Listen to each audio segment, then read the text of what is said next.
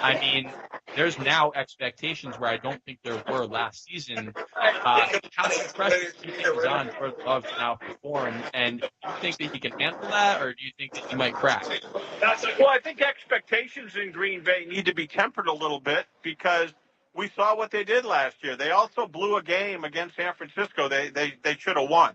Yeah. And then San Francisco blew a Super Bowl because Moody couldn't make a kick. So, the fact of the matter is this: Green Bay's got a lot of talent, but in their division, I see them. I see them behind Detroit. I see them in Green. They in Chicago, maybe in a head-bobbing finish, but I'll give a slight edge to Green Bay based on experience. Then you got Chicago, and we know what Chicago's got: potentially a very, very dynamic offense. But you're right about Green Bay's defense, and tonight they're going up against an offensive juggernaut. So, I mean, I'm saying, what am I missing? This game should be, 34-13, 34-17, walk in the park for Philly. But we know Philly has a air of dysfunction, some dissension, to the extent of Sirianni and A.J. Brown being not seeing eye to eye, Jalen Hurts, who knows?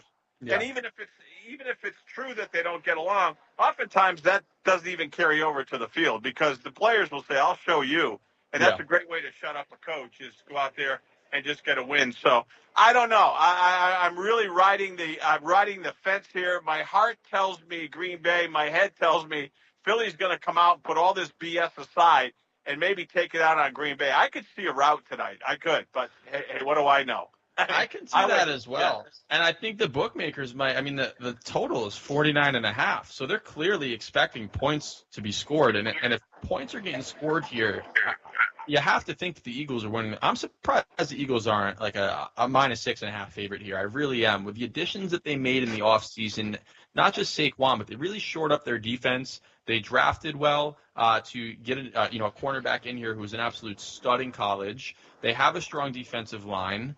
And ultimately, when a team that is capable of performing like the Eagles are capable of performing, and when they have a year like they had last year, you have to think that at the end of their season, they didn't take a vacation. They got right back to work. And at least as an Eagles fan or Eagles fans out there, you'd hope that was the case. The line just makes me feel like Green Bay's going to find a way to keep it close, but my heart says that the Eagles are going to absolutely smoke them. We got some big games this weekend, though, Marty. What way to start the season? Thursday night, Friday night, college football Saturday, and then a huge Sunday. I got my eyes on this Texans-Colts game. Richardson's back. They got a fully healthy Jonathan Taylor. C.J. Stroud starting off a sophomore campaign. Texans got some guys in there, Joe Mixon, Stephon Diggs. Yeah. What do you think for this one? I think the Texans are going to be a fascinating story to unfold. They're, again, like Green Bay, but even more so with the Texans, the expectations are so high. Great coach, young coach, quarterback. I mean, do we see a sophomore jinx? Do we see a bounce year in a negative way for Stroud? He ain't sneaking up on anybody. We know that for sure. He is not. So he's gonna keep defensive coordinators up all night on Friday nights, getting ready for Sunday games. I don't know. And then the Colts, we just don't know because of the injury situation. The quarterback, we just so many questions. But that division's interesting. I mean, Jacksonville, what are they going to be about? They've been right there, and then they let it get away, and they got Lawrence to a long-term deal. He's now, turned into a fat cat with all the security of the financial stuff being taken care of. I don't know, but I'll tell you, you're right about Texas Colts right out of the chute. How about that? I'm super excited, and I think that people are underestimating the Joe Mixon edition because there's something about the Joe Mixon edition that I don't think a lot of people are talking about, and it's not just that he's a great back. He can really play a huge role in the passing game as well, and it gives Stroud that check down option where if Diggs or Nico Collins or Tank Dell are all locked up, he's good at catching and getting down the field. And Stroud can obviously use his legs as well. So I think this Texans team is going to be very strong. I think they're going to outlast the Colts in this game. I think they're going to win. And I want to shift over to a game we spoke about yesterday, and I'm bold saying this. I love the Bills, I love Josh Allen. I think he's a great player, but I'm worried about them this season. And on the flip side, I think the Cardinals are going to surprise a lot of people. I'm putting the Bills, Marty, on offset alert on Sunday. I could see Arizona going in there and taking one from the Bills in week 1 with all of the changes that they've had offensively. And I'm just curious to see, who's going to be Josh Allen's go-to guy, because it's not like Khalil Shakur is, a stud player. He's a good player, don't get me wrong. They drafted Coleman. We'll see how he turns out. You think Arizona can shock the Bills like I do, or are you riding? When you said that last night, I kind of scratched my head, and I'm still scratching, so I can't go with you there yet. Listen, but I compartmentalized my response to you because I agree. Buffalo, they've got to come out and they got to make a statement right away, and so it would be scorched earth if they lay an egg week 1, because you're right. Allen, puts up unbelievable numbers. This guy is destined for Canton. No, there's no question about it. But here's what I do know. That division, man, oh man, we still don't know about the Jets. There's all sorts of concerns and questions about Miami. Stink. Buffalo, really? They should be 7-1 in that division by itself. So, anything less than that or anything record-wise that falls short of that, they've got no excuse. Seriously, they should dominate that division. I agree they should, and we'll see if they do. Stick right with us. We got Giovanna joining us on the outside of this break. We're talking some Texas, Michigan. We're talking the Cowboys, NFC East. Man, we got a weekend full of storylines. Jim Harbaugh back in the NFL, the Rams at Detroit, big playoff rematch. I'm your host, Tyler Levine. With me, Marty Terrell. This is Sports Overnight America on iHeartRadio. Tune in, Simple Radio, and around the world on the American Forces Network. Do not move. You're not going to want to miss this next segment. Let's rock. The new John Deere Gator XUV lets you cut, pack, drive, scout, weld, stack, feed, pull, load, tow, spray, and haul, all in a single day. Because with the highest cargo box volume in its class, customizable features, and a towing capacity of up to 4,000 pounds, it gets the job done. You just have to get in the seat. Learn more at your John Deere dealer or visit johndeere.com/GatorXUV. Stop what you're doing, because right now, Kohl's is giving away millions in instant Kohl's Cash in stores for free. You heard that right. This weekend is their Kohl's Cash Ultimate Giveaway. Plus, get 3 days of deals in-store and online. Yep, you definitely don't want to miss this. So hurry to Kohl's today, before it's too late. Kohl's Cash Giveaway valid in-store only. Redeemable only that day. Some exclusions apply. While supplies last. Ends September 8th. See store or Kohls.com for details. My fellow Americans, let the message ring out that from this day forward, when you buy American, you buy the best. Handcrafted, something premium, something pure. For this is the very essence of what our servicemen and women gave their lives to protect, and by God, we shall not allow their sacrifice to be forgotten. It's time to show the world just how great American can be. And we will not wait for tomorrow to come. We will stand here, this moment, together, and we will start today.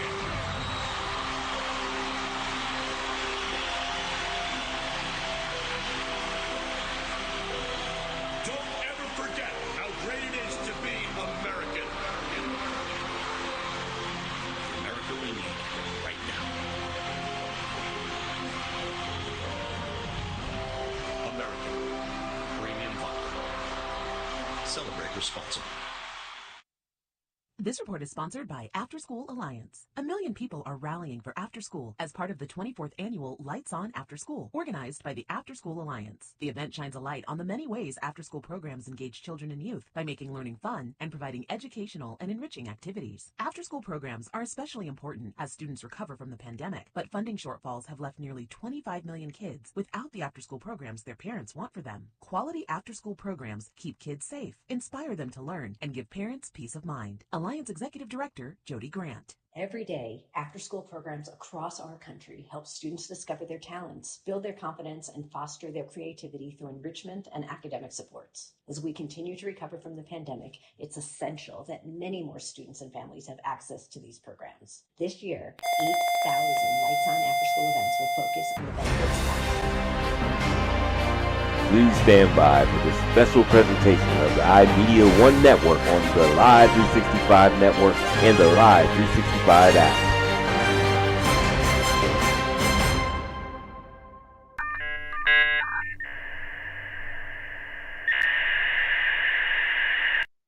Hey, yeah, let's see how you do under pressure.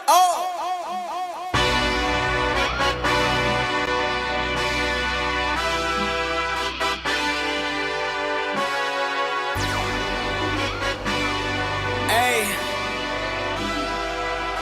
yeah, let's see how you do under pressure. Tonight from Lou Falcone Field in Farrell, Pennsylvania, it is the Cleveland Cobras high school football game of the week here on Western Reserve Radio 2 and Sports Radio 1240. Mark Means, Dave Clark, Michael Rickard on the numbers. And the big story for tonight, like we thought it was going to be last week, Dave, of course, is when is it going to rain? Not if, but when tonight. Yeah, we got the same type of conditions. Dark, gloomy. It looks like it can anytime. So, but right now it's steady, but we just don't know when it's coming. Right. It definitely looks like it is going to rain. Most of the lightning seems to be going south of Youngstown. So hopefully we are good for that. We are at the newly refurbished Pegues Sports Complex. It is the Anthony Palika Stadium, Lou Falcone Field. It shows you the history of football here at Farrell, Dave, that you've got all these great names you honor by naming everything at this venue after someone. Absolutely, and that lets you know that they really are into their community to be able to do that and recognize these guys from the past that really made the foundation of Farrell football. Matchup, Ursuline is 1-1. The Farrell Steelers are 0-2. If you're sitting back and you're wondering, so with them playing a team in Western Pennsylvania, what does that convert to for Ohio? For Farrell, they are the equivalent of a D7 school. Of course, Ursuline is D3. Yeah. So it's a big challenge for them to come here. They're a younger team too. They always have, Farrell's always been loaded with good athletes, but it's going to be a real tough battle for them tonight. But I'm looking forward to seeing it. We're going to take our first break and immediately go right into the Coach's Corner, brought to you by Malutic Live, your home for high school sports. Follow them on social media at Malutic_Live. When we come back in the pregame show, we will hear from the head coach of the Ursuline Irish, Dan Reardon. That's up next here on Sports Radio 1240 and Western Reserve Radio 2.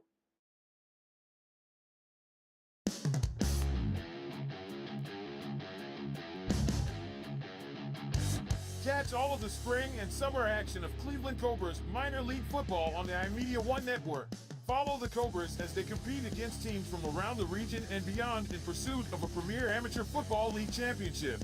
And if you're looking to continue your playing or coaching career after high school, college, or even the pros, go to Facebook at Cleveland Cobras Football or call owner Jesse Caldwell at 330-416-3442. Be a part of the excitement of Cleveland Cobras football. Discount Power Sports at 778 North Main Street in Hubbard is hosting a raffle for a 125cc Ventura ATV.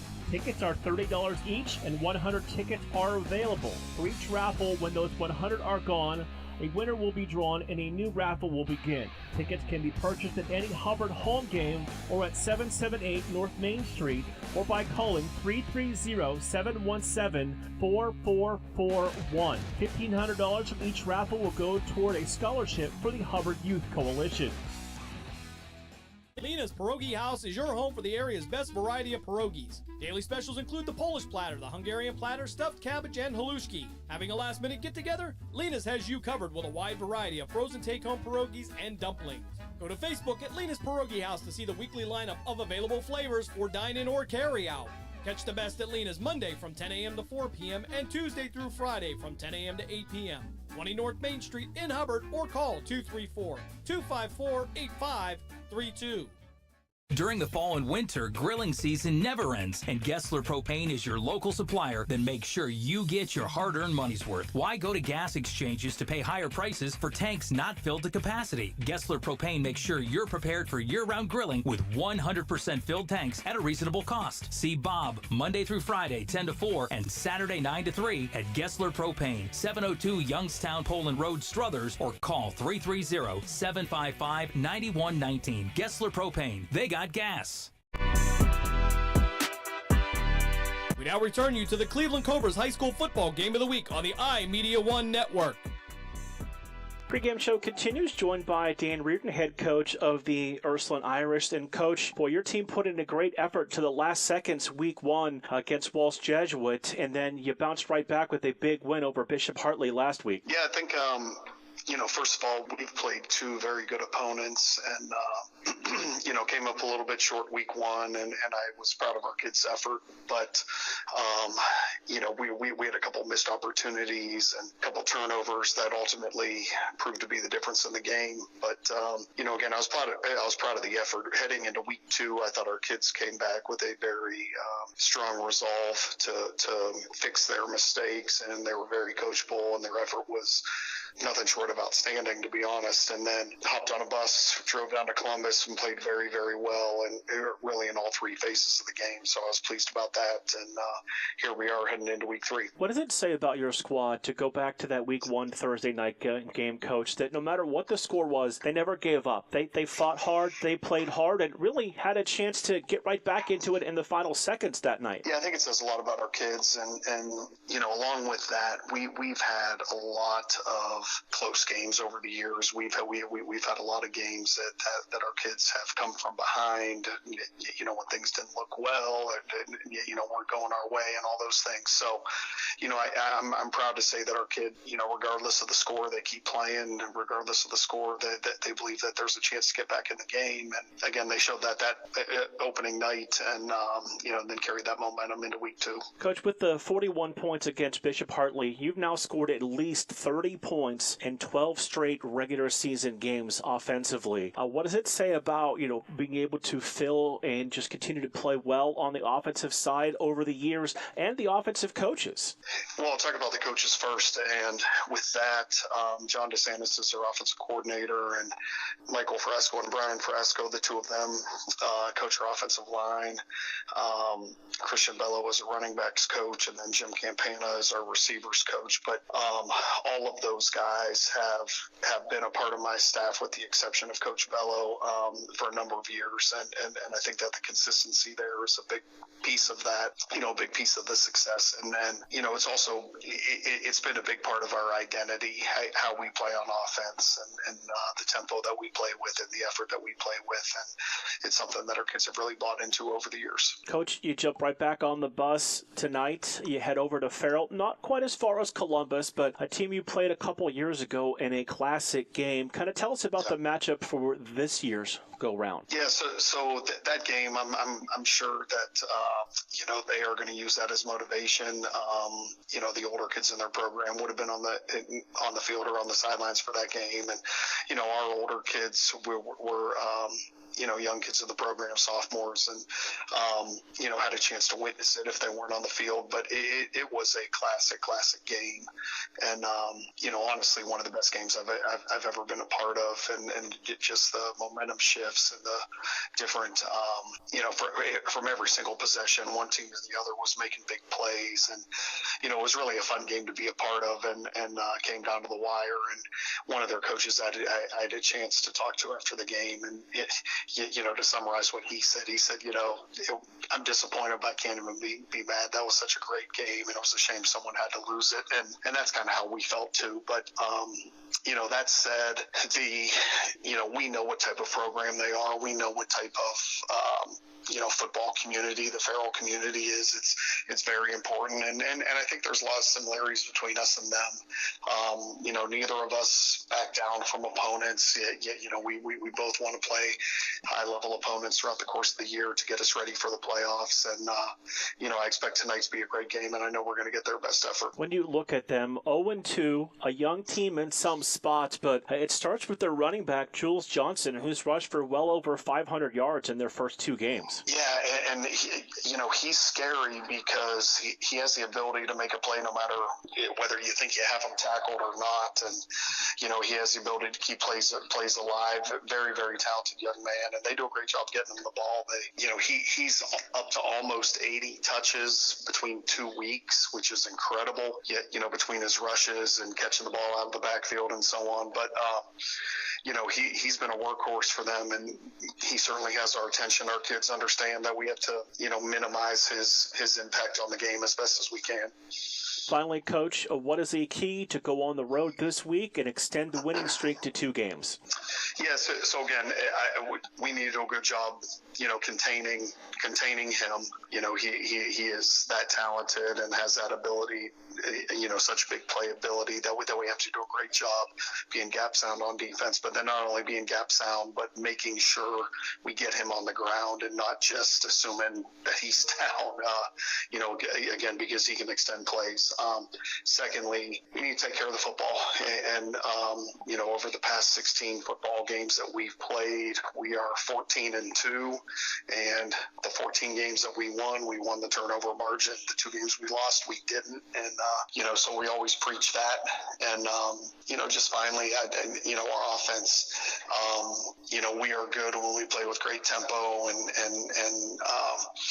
with that typically comes explosive plays, and that's something that we always stress with our guys. Coach, best of luck tonight. Thank you for your time, and we'll talk to you again soon. Sounds great. Appreciate it. That was the head coach of the Ursuline Irish, Dan Reardon, talking about today's matchup. That interview recorded before we found out Jules Johnson will not play tonight for the Farrell Steelers. So you're talking about a young man, 548 yards rushing, 45 yards receiving, 8 touchdowns. He's going to be missed for the Steelers tonight. Yeah, that's a big part of their offensive weaponry. So not to have him as a part of that tonight is going to be real tough. We are going to take a timeout. When we come back, we'll dive further into this pregame matchup here on Western Reserve Radio 2 and Sports Radio 1240. Green light, let's get it. Green light, let's get it. Green light, let's get it. The Mahoning Valley Federals is the area's minor league football team. After only 2 years in existence and an appearance in the league playoff semifinal game, the Federals are looking to add Valley High School and college talent to help take the next step toward a league championship. For more information on how to become part of the Federals' journey, go to Facebook at the Mahoning Valley Federals Developmental Football Team or contact General Manager John Galbraith at 330-540-1099. The Mahoning Valley Federals, honoring the football tradition in the Valley. Malutic Live is your home for high school sports. We have all the scores on our social media platforms throughout the games. Enjoy our timely updates from local area schools year-round. You won't get the consistency and reliability from anyone else. Our number one priority is servicing our fans and getting them live news as it's happening. Follow us on social media, Twitter, Facebook, and Instagram at Malutic_live. And remember, our fans come first. Mahoning Valley's leader for golf, Milk Creek Golf Course, is now booking tee times for 2024. We offer stay and play opportunities available with 9 area hotel partners. For more information, visit our website at millcreekmetroparks.org. Also, look for new, exciting opportunities coming soon, including an indoor player development center with Trackman, an indoor Callaway Club Fitting Center, and an Odyssey Fitting Studio in 2024. Follow us on Facebook at Milk Creek Golf Course or call 330-740-7112. Accidents things happen. That's why you need Repair That Glass. Specializing in windshield replacement and all other auto glass, we offer a full range of automotive glass repairs. Our technicians can do everything from minor chip repair to a complete replacement. Your windows don't go up or down, they can fix that too, along with custom glass work and antiques. Repair That Glass is a family-run business for over 40 years. Repair That Glass. Call for your appointment now at 330-534-3192. We now return you to the Cleveland Cobras High School Football Game of the Week on the iMedia One Network.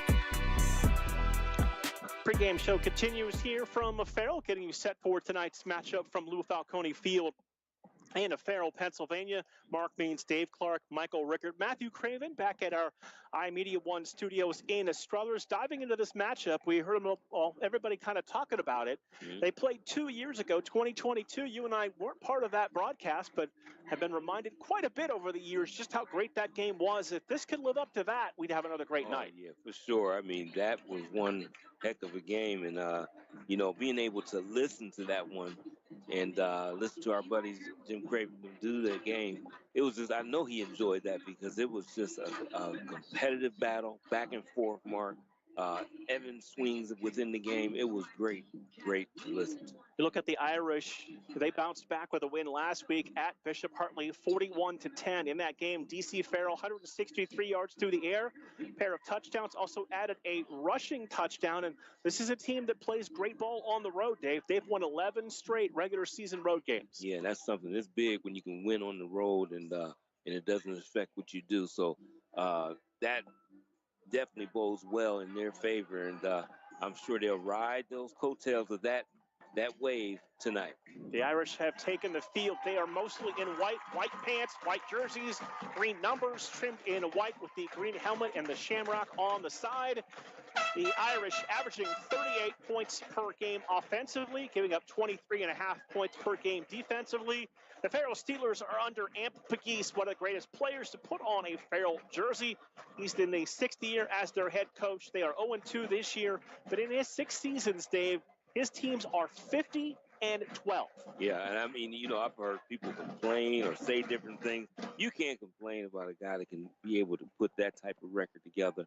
And he's done it with young teams, different situations. So even though this team is 0-2, I do believe they will grow during the season and get better and better. Steelers losing last week in a tough one to Fort LaBeouf, 29-28. They have not started off a year 0-3 since 2006. They are averaging 29.5 points per game offensively, giving up 32 points per game defensively. Steelers have taken the field to the far side from us. And so we are in the brand new, refurbished, beautiful press box here on the visitor side. We're the first group with the Ursuline staff that's here in the booth as well to use this. And we've got a great view. Oh, yeah, great view. I mean, and it's close and it's real. I just like the coziness of the stadium and the way this press box is. And we definitely can. This shouldn't be any problems calling this game. We can see everything, all the numbers clear. We get just everything. So it's a perfect spot here. Let's take our final break on the pregame show here in the Cleveland Cobras High School Football Game of the Week. We will come back and kick this one off as Week 3 is about to get underway right after this on Western Reserve Radio 2 and Sports Radio 1240.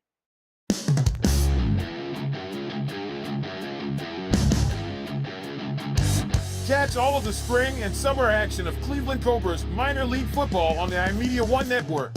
Follow the Cobras as they compete against teams from around the region and beyond in pursuit of a premier amateur football league championship.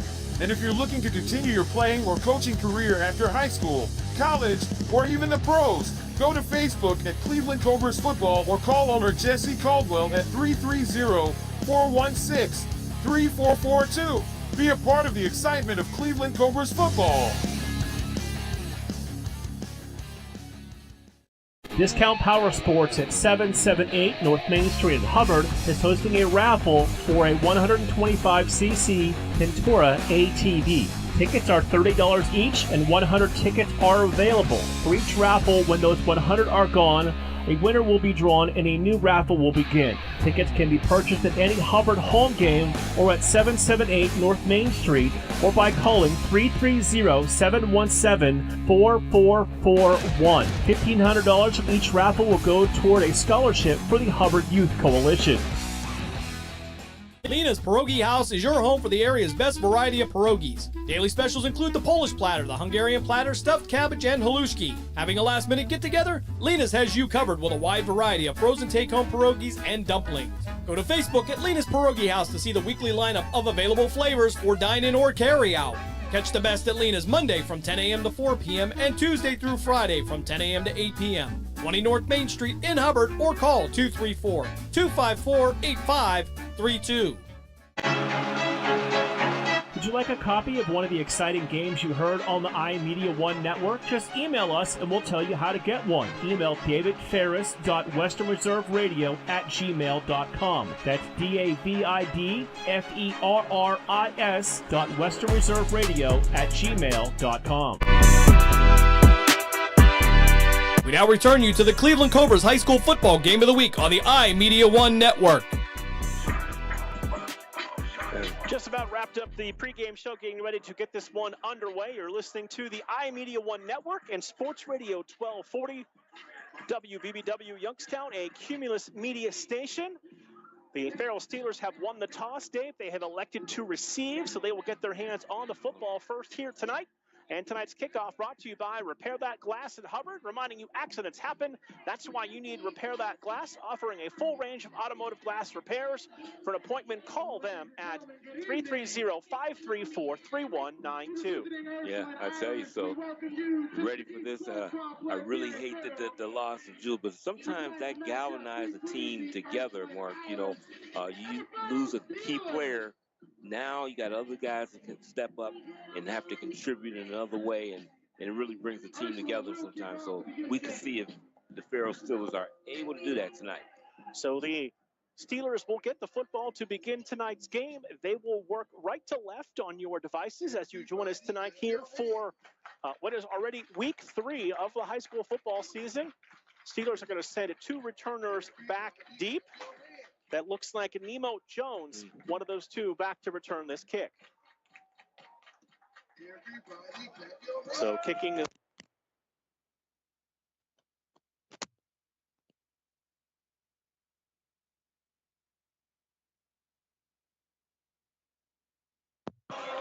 the ball off for the Ursuline Irish. As we apologize, we lost the signal there momentarily, but we are right back there with you. Kicking off for the Irish, Anthony Tavick, the 5'8 senior. And we are underway in week 3 here on Western Reserve Radio 2, Sports Radio 1240. As the Steelers bring that kick back, get to the outside, get a block across the 25, 30, 35 to the 40, and out of bounds near the 45-yard line. And that's Julius Phillips Jr. on the return. Yeah, Mark, he got a little lane there off to the right side, and nice return by him, and they really set up their blocking very well on that kickoff. And we've seen some fantastic kick returns so far this season, Dave. And yes, we have. That's another one right there. Yeah, and that's something that we hadn't seen for a long time. Kick returns, punt returns, all these things have been happening. We have seen that this season so far. Aaron Pegues is the quarterback, 6 foot, 175-pound sophomore, the son of head coach Anthony Pegues. He will bring the troops out with an empty backfield. Going to have trips to the right, twins to the left on 1st down and 10. Play clock down to 7. Receiver moves into the backfield. Pegues to throw it. He's going to run it on 1st down. No running room as he's going to be dropped back inside the 40 near the 39-yard line. He'll lose a couple. It's going to be 2nd down and 12. Yeah, great penetration by the linebacker there to get inside and be able to be right there on the spot when it was a called quarterback draw play, and they were able to stop that right there, and it looked like he lost a little bit. So we'll bring up 2nd down and long. We'll say 2nd down and 11 from the 40-yard line. Just underway, opening quarter. Steelers with the football, facing a 2nd down and 11. 2 receivers to each side, single back into the backfield. Pegues overlooks the defense for the Irish. Play clock down to 5. Slot man goes in motion. They'll flip it to him. He'll try to turn the corner across the 40, 45, and out near the 47-yard line is Julius Phillips Jr. Yeah, nice little inside handoff. I mean, he picked up about 6 yards on that play, and he's got a long gliding stride, Mark, that it doesn't look like he's really going that quickly, but he's covered a lot of ground. We'll call that a pass since it was the touch forward. And that'll bring up a 3rd down and 4. Twins to the right, twins to the left. Single running back in the backfield with the Geese. That's Dorian Kane, number 8. The Geese takes the snap, stands in the pocket, swings the ball out into the flat. Receiver made the catch, made the first man miss. But then a host of Irish defenders there back at the 45-yard line. No running room for Julius Phillips Jr. after the reception. And it's going to bring up a 4th down and 4 for the Steelers. Yeah, that defense converged real quick. They were over there. And that's how you do. You bring all the hats to the ball, and that's exactly what they did. And they were able to make that stop and actually lost about a half a yard on the play. Jason Marshall Jr., the freshman punter, stands at his 34-yard line. Single return for the Irish back deep at the 20. It is 4th down and 5 for the Farrell Steelers.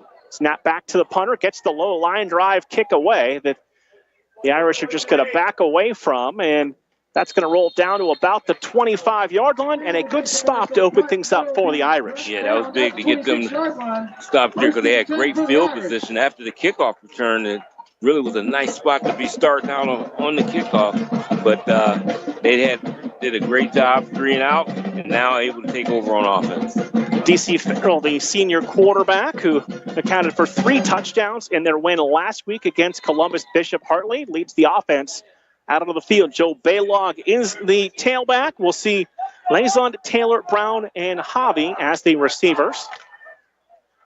Farrell takes the low snap, picked up by the running back. That's Joe Baylog, who falls on the football back at about the 22-yard line. That's going to be a loss of close to 4, Dave. Bring up a 2nd down and long. And I know on our ride up here, you could see that there was rain in the area, I guess, earlier. And I wonder if that's on the field because that ball never got off the ground from the snap. In the low one once again. Farrell bounces that pass out to his intended target, Ray Javi. And that incompletion will bring up now a 3rd down and 14 for the Irish. Yeah, it just makes me wonder there because that ball looked like he did not even have a grip of it to be able to get it out there on the numbers. He just could not get the ball out there. And we've seen his arm. He can throw the football. Farrell takes a high snap. He'll roll to the wide side. Look downfield. That pass is going to be caught across the 35, 40, 45, and across the 45 and out near the 49-yard line. And then it's going to be a 1st down for the Irish. I tell you, that was one of those plays that like, and then it was good because it looked like that ball could have been picked off. But he was able to grab that and make a big gain out of it. So it was a great play on part of the Ursuline Irish. So that there's a flag all the way back inside the 24-yard line. Oh, got a penalty. That penalty, our first one of the night.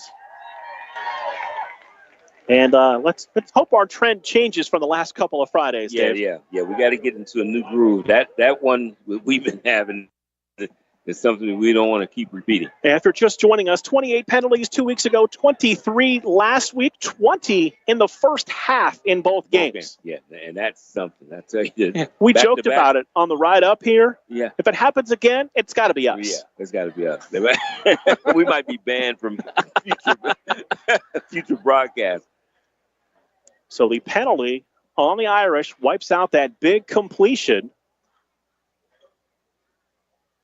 And they're now facing a 3rd down and long. And you love it here. They've got the digital down markers like you see at the college level. Those are easy to read. Yeah, I mean, everything, like I said, everything is just perfect for us to see. Correction, that will be 3rd down. 3rd down. Oh, God. So we've got everything situated. It's going to be a 3rd down and long for the Irish after the penalty. And they're all the way back to about the 14-yard line. Farrell drops to throw. Has time, goes downfield, pass caught, and he spins his way down to the 28-yard line. That's Devontae Taylor with the reception. And it's going to be about to the 28-yard line, but bring up fourth down. Yeah, he was able to pick up about 7, 8 yards from that. Well, no, a little bit more than that, but not enough to pick up that first down. So now they'll be in kicking position and then try to get Farrell pushed back here. So this will bring up fourth down. Irish will punt the ball away. That's John Frangos. Actually, check that. That's a new punter in there this time, as that kick is going to sail out of bounds. Bounce up into the stands, not too far from us. The 49-yard line, I bet. Let's see where they're marking it. It looks like they will spot the ball at the Farrell, what about 47-yard line? Yeah, it looks like right in there. He looked like he was undecided exactly, but I think that's where it's at, about the 47-yard line. So this is a big opportunity with good field position for the Farrell Steelers on their second possession of the evening. We've got no score with 8:05 to play in this opening quarter. Now I'm trying to figure out, we got the referee standing at the Farrell 47, but the yard marker is at the Ursuline 47. So let's see what they decide here. Yeah, both teams heading to their sidelines. Didn't see an indication of a timeout, but both teams have gone to their respective sidelines with 8:05 here to play in the open quarter. First quarter media timeout. Okay. So they've taken the media timeout here with 8:05 to play in this opening quarter. We'll step aside for a quick break as well. It is Ursuline and Farrell, no score on Western Reserve Radio 2 and Sports Radio 1240. Discount Power Sports at 778 North Main Street in Hubbard is hosting a raffle for a 125cc Ventura ATV. Tickets are $30 each, and 100 tickets are available. For each raffle, when those 100 are gone, a winner will be drawn and a new raffle will begin. Tickets can be purchased at any Hubbard home game or at 778 North Main Street or by calling 330-717-4441. $1,500 from each raffle will go toward a scholarship for the Hubbard Youth Coalition. We now return you to the Cleveland Cobras High School Football Game of the Week on the iMedia One Network. First and 10 for the Steelers from the Farrell 46-yard line. They will run it on first down. And a short gain across the 45 down to the 44-yard line. That's Dorian Kane, the sophomore running back. That's a big sophomore at 6 foot 185. Yeah, that definitely is. And it was a little slow developing play, but he was able to squeeze out a couple yards on that run. Discount Power Sports scoreboard. First quarter, Poland on top of Fireland, 6-0. Also, first quarter, it is Mineral Ridge 7, St. Thomas Aquinas 0. Rams looking for their first win of 2024. Pegues going to send trips to the right, Twins to the left. Now Kane comes from the slot into the backfield with Pegues. High snap. Pegues pulls it down, gives the ball to Kane, trying to get to the outside across the 40, 35. And he's going to hammer his way down to about the 32-yard line. And we wondered what it'd be like without Jules Johnson. Well, Dorian Kane's pretty good, too. Yeah, he looked like he has a good vision and popped it out to the outside. And he wasn't looking around out of bounds. He went right to the defender and gave him a little bit of a shoulder there and picked up a nice first down. So first down and 10 for the Steelers. Ball resting on the 33-yard line of the Irish. Again, Pegues will put trips to the right, Twins to the left. He's alone in the backfield on first and 10. Now Kane comes from the slot into the backfield to the right of Pegues. Claps takes the snap. Pegues going to follow Kane into the hole with the football, and he will get across the 30, down to the 29-yard line before being pushed back. He'll pick up 4. It's second down and 6. Get a little chunks there. Good conversion on Ursuline's defense to get back in there and be able to corral him there before he got any more yardage. So second down Long 6.5 minutes to play here in the opening quarter. We are scoreless between Ursuline and Farrell on the Cleveland Cobras high school football game of the week here on Western Reserve Radio 2 of Sports Radio 1240. So far, we have stayed dry as well. Yeah. Got a stack, diamond formation to the right, but one receiver wide outside to the left. Pegues takes the snap, turns the ball over, going to look that way, has one-on-one coverage downfield. That pass battle forward in the end zone. That is a Farrell Steeler. No, they say interception. That is an interception, man. It looked like they had dual possession, but they're going to say no, interception. He fought him forward. And as a former defensive back, you know I've got something to say about that. You fight for the football until you hear a whistle, and that's exactly what he did, and he was able to snatch it away. That was one-on-one coverage. You like how the Steelers attacked that one-on-one matchup, but the corner able to win it. Yeah, he just did a great job of not giving up on that play. It was great coverage, good throw, good route. Everything was great on that, but that defensive play was even better. Trips to the left, twins to the right side. DC Farrell takes the snap. He's going to run. He's going to be bottled up across the 20. What?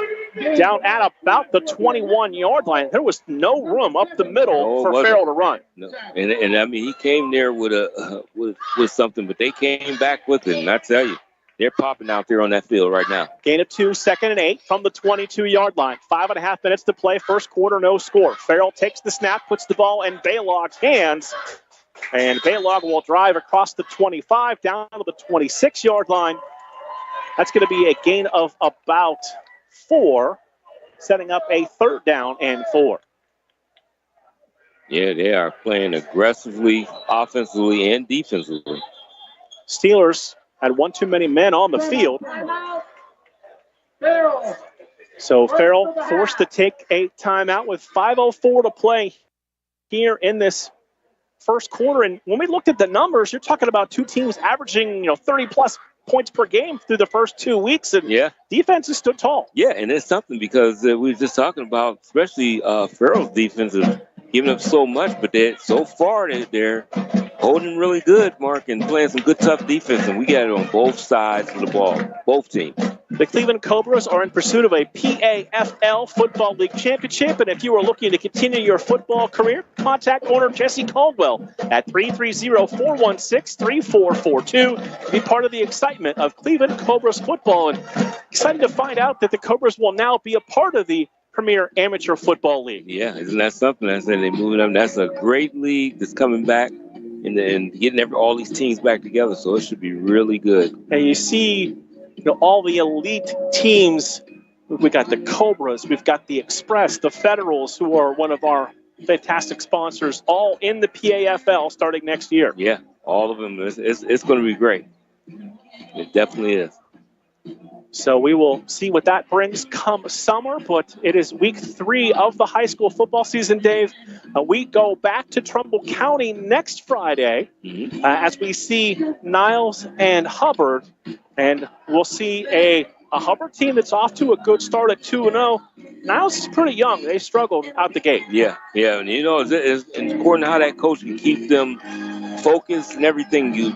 With it being a young team, they can come together. Those are the teams you watch out middle of the season when they start to get some confidence and some continuity, and they can be dangerous. Hubbard at Howland tonight. That was an 8:30 kick because of the weather. Niles up at Ashtabula Lakeside on the Battle of the Dragons. DC Farrell, 2 receivers to each side. Baylog is the tailback. Hard count now looks to the sidelines. They'll change the play on the fly. Play clock down under 10 seconds.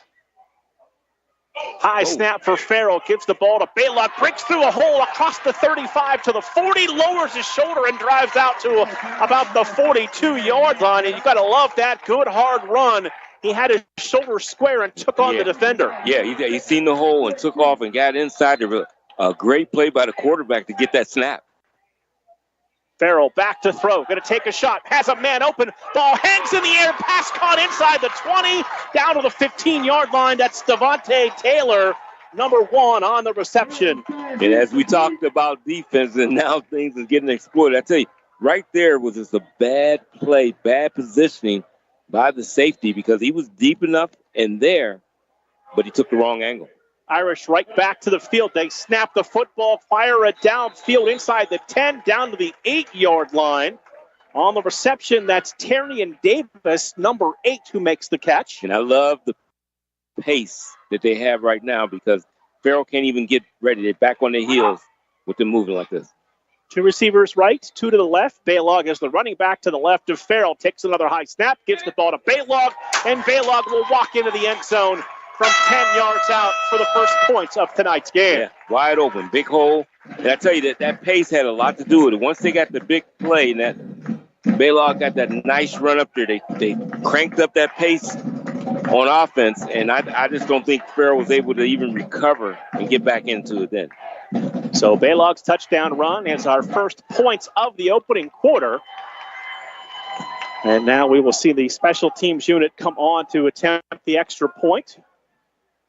So they're going to keep the offense out there, it looks like. Snap the ball to Farrell. Farrell looks to the back of the end zone, and a looping pass is caught for the 2-point conversion. Yeah, and I think it was tipped, but he was right there in the right spot and able to pull it in and get that 2-point conversion. So our score at the 4:28 mark of the opening quarter, it is Ursuline 8, Farrell 0. We'll take a quick break, come back and have more on Western Reserve Radio 2 and Sports Radio 1240. Catch all of the spring and summer action of Cleveland Cobras minor league football on Western Reserve Radio. Follow the Cobras as they compete against teams from around the region in pursuit of a Tri-Point Football League championship.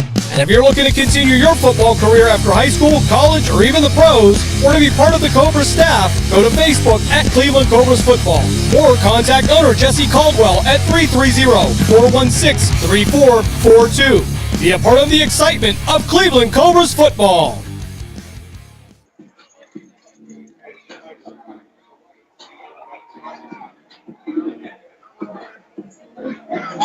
4:28 to play here in our opening quarter, and it's 8-0 Irish as they put the offense into high gear, went right down the field and put that ball in the end zone. Yeah, absolutely, and that's it's almost like what they call a 14-point turnaround because it looked like Farrell had a chance to score there and a great defensive play and get the ball, and then the Ursuline Irish be able to turn around and take that for a score. So great play there, and let's see how Farrell can recover. Can they recover after that burst of energy we just seen by the Irish? Coach talked about how they like to play it up-tempo. They have scored over 30 points on a nice long streak for the Irish as that kick is going to be off the side of the foot.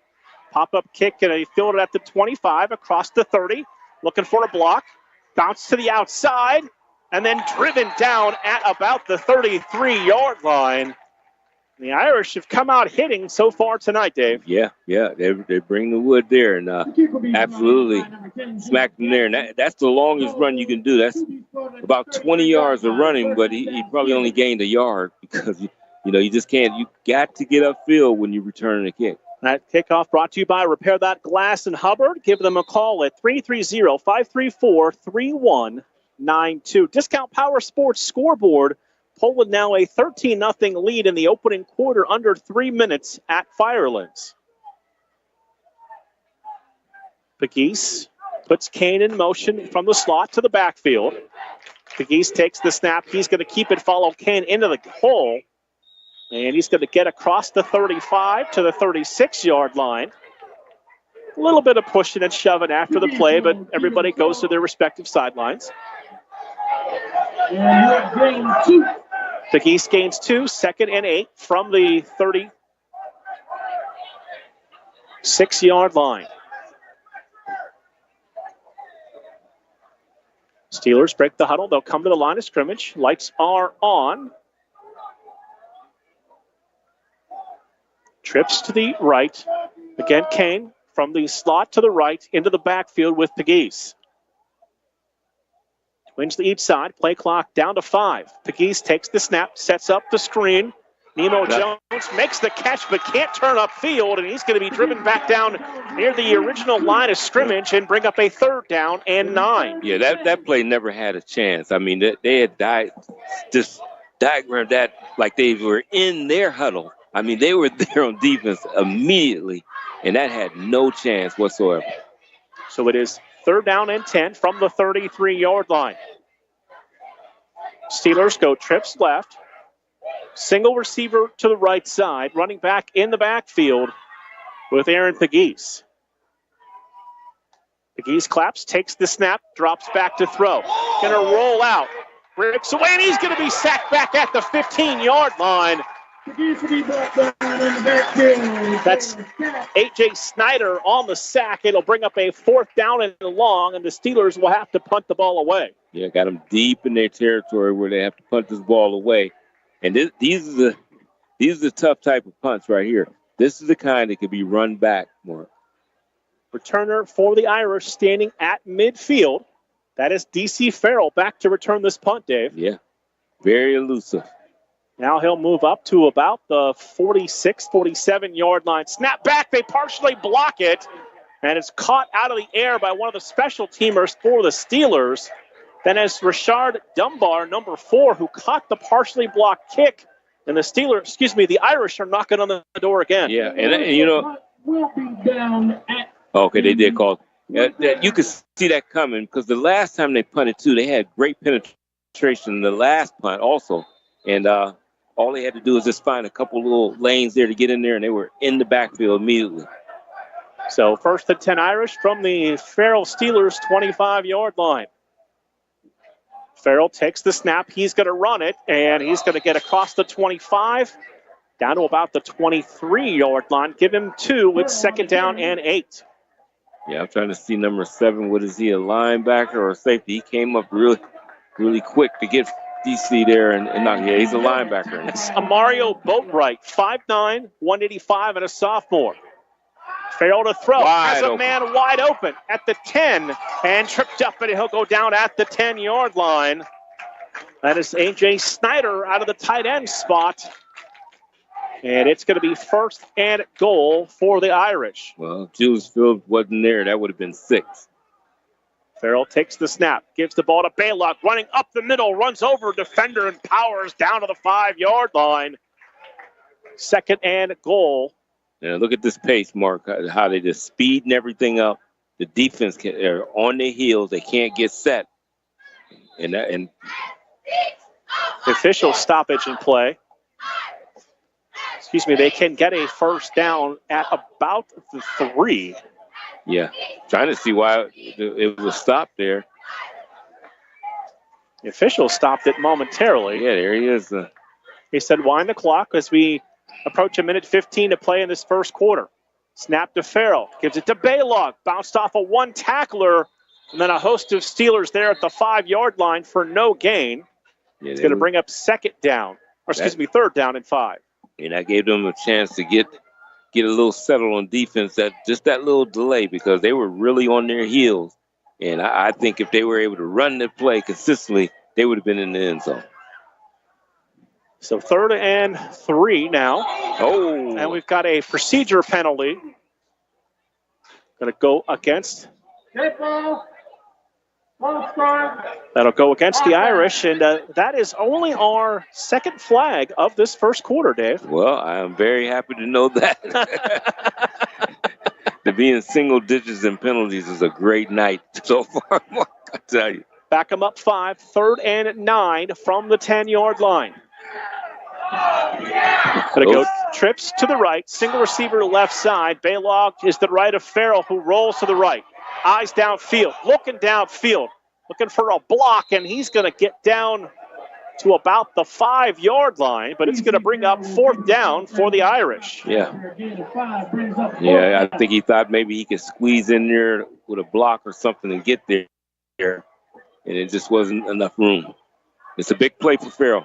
4th and 3. DC Farrell to throw, fires the ball out. Receiver made the catch. He got hammered down, and we got a flag from the back judge. Flag from the back judge there, so you never know what that could be. You could have got anything back there. Defensive holding. So the pass was caught by Taylor, and he was driven back for a loss. We'll have to see what the penalty is. Under 2 minutes to play 1st quarter, Mineral Ridge on top of St. Thomas Aquinas. Now 13-0 on the Discount Power Sports scoreboard. Irish look like they're coming off the field. Let's get the penalty call. Having no indication. They're going to call offensive pass interference on the Irish. They will decline the penalty and take the football. Yeah.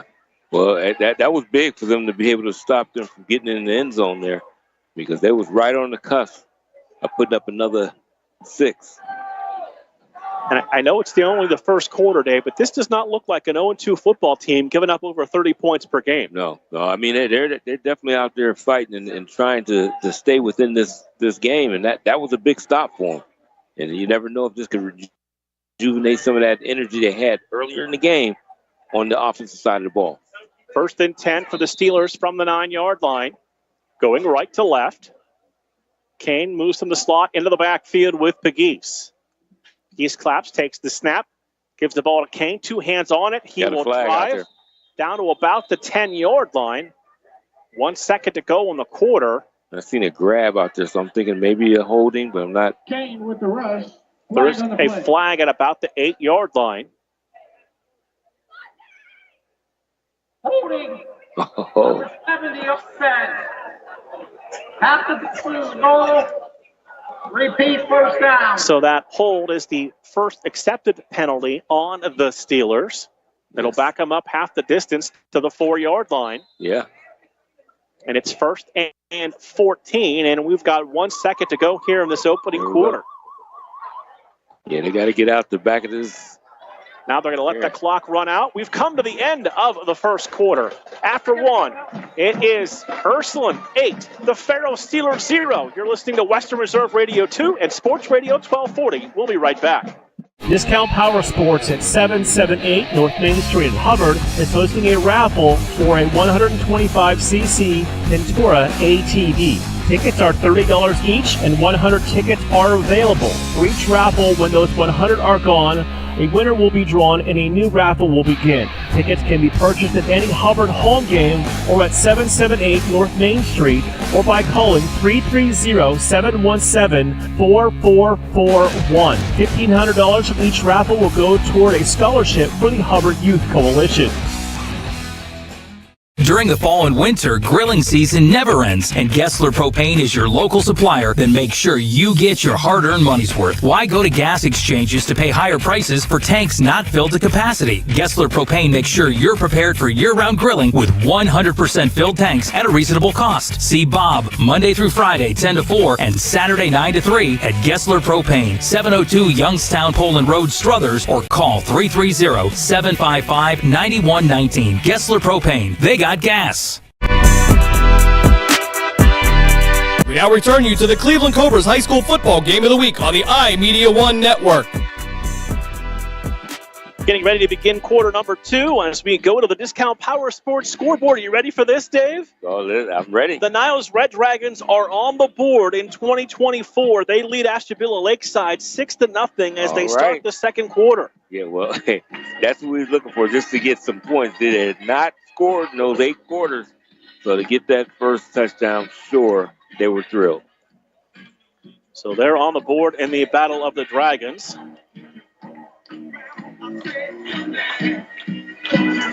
And we are ready to begin our second quarter under the lights. It's been dark, but it's stayed dry again tonight so far. Yeah, so far. You got some ominous clouds around, but it is so far hanging tough, and we have been dry. 1st and 16 for the Steelers from their 3-yard line. Pegues works from the end zone, drops the throw, has time, and now he'll just unload this one out of bounds to the track, and incomplete. And that's always in that tough area where you don't want to hold in the end zone. Yeah, you got so many bad things, and when you're pushed up against your own goal line area, so many bad things can happen there. And you just try to get out of this situation alive and hopefully you can get a punt out of there. But I tell you, that could be dangerous for him, too, to have to punt back there, Mark, because he's very, very deliberate in his punting, and that they could get in there and block it once again. Discount Power Sports scoreboard, late first quarter, Mineral Ridge leading St. Thomas Aquinas now 21-0. What's that? 2nd and 16 for the Steelers. Pegues, 3 receivers in the formation, takes the snap, drop to throw. Fired the out, and the receiver ran in. That pass will fall incomplete. And it brings up a 3rd down and 16. Yeah, that one he took too long of a delay on his inside move. If he didn't cut that off sharply and went to the outside, that ball would have been right on target for him. So 3rd and 16, 11:50 to play in this opening half. It is 8-0 Ursuline leading the Farrell Steelers. Pegues going to have 3 receivers to the right and 2 to the left, facing a 3rd and 16, standing in his own end zone. Claps takes the snap, stands high in the pocket, rolling out to the outside, looking downfield, going to fire downfield, and that pass is going to be short and incomplete. Looking for Zamare Thomas, the intended target, will fall incomplete, and now a tough situation for the Steelers. Going to have to punt from their own end zone. Yeah, and I'm telling you, it's just I'm watching, if you start putting the coach's hat on and watching, he is just so kind of slow and deliberate in his punting motion that they have been having a great rush. I think they can get in and block it. So it's Jason Marshall Jr., the freshman, to punt right at the back of his end zone. And the ball is loose, and they will battle forward in the end zone, and that is a touchdown. The ball came loose. The Irish fell on that defensively, and they get the touchdown. Yep. So many things can happen. Like I said, when you're down and pushed up against your own. Recovers the ball in the end zone. Touchdown. Yeah, and that's the kind of things you can run into when it's way down there. So the fumble was recovered in the end zone by the Irish for a touchdown. And we'll see what they elect to do here now. They went for 2 in their opening possession after the score, and DC Farrell going to stay out there. This is a swinging gate without a kicker. They will put everybody in motion. They gave it to the running back, and this time absolutely stood up, and that's a different look on special teams. Yeah, I get what they're trying to do, but that one didn't work. Yeah, absolutely. That was taken care of real quick on there with the swinging gate. So our score at the 11:39 mark of the first half, it is Ursuline 14, Farrell 0. We're back after a quick timeout on Sports Radio 1240 and Western Reserve Radio 2. Accidents happen. That's why you need Repair That Glass. Specializing in windshield replacement and all other auto glass, we offer a full range of automotive glass repairs. Our technicians can do everything from minor chip repair to a complete replacement. Your windows don't go up or down, they can fix that too, along with custom glass work and antiques. Repair That Glass is a family-run business for over 40 years. Repair That Glass. Call for your appointment now at 330-534-3192. We now return you to the Cleveland Cobras High School Football Game of the Week on the iMedia One Network. Back here to Steelers territory, the Farrell Steelers at the Lou Falcone Field at the Pegues Sports Complex. It is 14-0 in favor of the Irish, as that was falling on the football. We got the update thanks to Michael here during the timeout. Ethan Sandusky, the freshman, fell on that ball for the touchdown. Yeah. That's a thrill to be able to get a touchdown, and being a freshman, man, that's great. So 14-0 in favor of the Irish. And they will now kick the football away. That's Anthony Tabak, who kicks the ball on the ground. Took a big hop off of one of the up men, rolls past him all the way inside. That ball's still loose. That's still a live ball. And they got it again. And I think the Irish have recovered, and they have. That is the 3rd turnover here of this first half by the Steelers. Yeah. And recovering that loose football that's Drake Campbell, number 4, who fell on the football. And again, the Irish knocking on the door after the turnover. Yeah, I like that execution of that kick. You got that swivel, you got that ball, and that's the oblong ball. It does some funny bounces and some funny things, and they could not grab that football. So the Irish have the football at the 12-yard line. 1st down and 10. Farrell takes the snap, gives it to Baylog. And Baylog falls forward down to the 10-yard line for 2. It's 2nd down and 8. Yeah, I mean, Farrell's got to watch out here. They don't want to implode because the A lot of different things are happening to him, and it's not good right now. So DC Farrell facing the Farrell Steelers at 2nd down and 8. Takes the snap, hands off to a new running back, breaks through the hole, and he's into the end zone for a touchdown. Yeah. That's Vinny Fecco, the sophomore, on the 11-yard touchdown run for the Irish. Yeah, that hole was absolutely humongous. So Fecco scores the 11-yard touchdown, and the lead is now up to 20-0 in favor of the Irish. So Fecco gets his first touch and his first touchdown of the night. Yeah, there's nothing better than that. So now they will bring on the kicker to attempt the extra point, Anthony Tabak.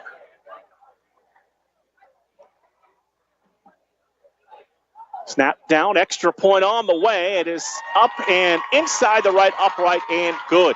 11:06 to play in the half. It is Ursuline at 21. The Farrell Steelers 0. Dave will keep it right here. Okay. You heard Coach Reardon say in my pregame interview, they're 14-2 in their last 16 games. The 2 losses, they had more turnovers than the opposition. Well, they forced 3 already, so it's looking good for the Irish tonight. Absolutely, and you know, that's always a big part of the game, you know, all your X's and O's and all that, but it comes down to, I always think, offensive and defensive line play, and then the execution, and then turnovers. Turnovers can change the course of a game in an instant. I always thought it was secondary and kick returners. Yeah, well, that's what it you is. would say. Yeah, I think, you know, I'm being nice tonight.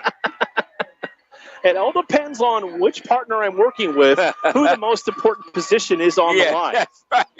Whether it's the offensive lineman, the secondary, the long snapper, it all depends on who the partner is. Yeah, absolutely. But I have noticed over the years, a lot of times it is the offensive lineman. Yeah, and I always said that. I mean, it's the big uglies they talk. People down in the trenches who really can decide a football game when it's close. If both teams are playing well, not many turnovers, what defense or offensive line is controlling the field of play, and that really can decide a football game. And we've seen Ursuline have extremely short fields to work with here in the first half. Yeah, absolutely. And hey, those things are happening to them. And like I said, Farrell's doing some things that starting to look like they're imploding. You don't want to do that. And is setting up short fields for Ursuline. They're doing a great job with it and not tinkering around and getting into the end zone right away. Interesting games on the scoreboard tonight. When you talk about the pedigree of Ohio high school football, it doesn't get bigger than Steubenville and Cardinal Mooney. Yeah, I mean, we go back to the Ted Bell days, and you know what that type of atmosphere has always been. Not all of us go back to those days.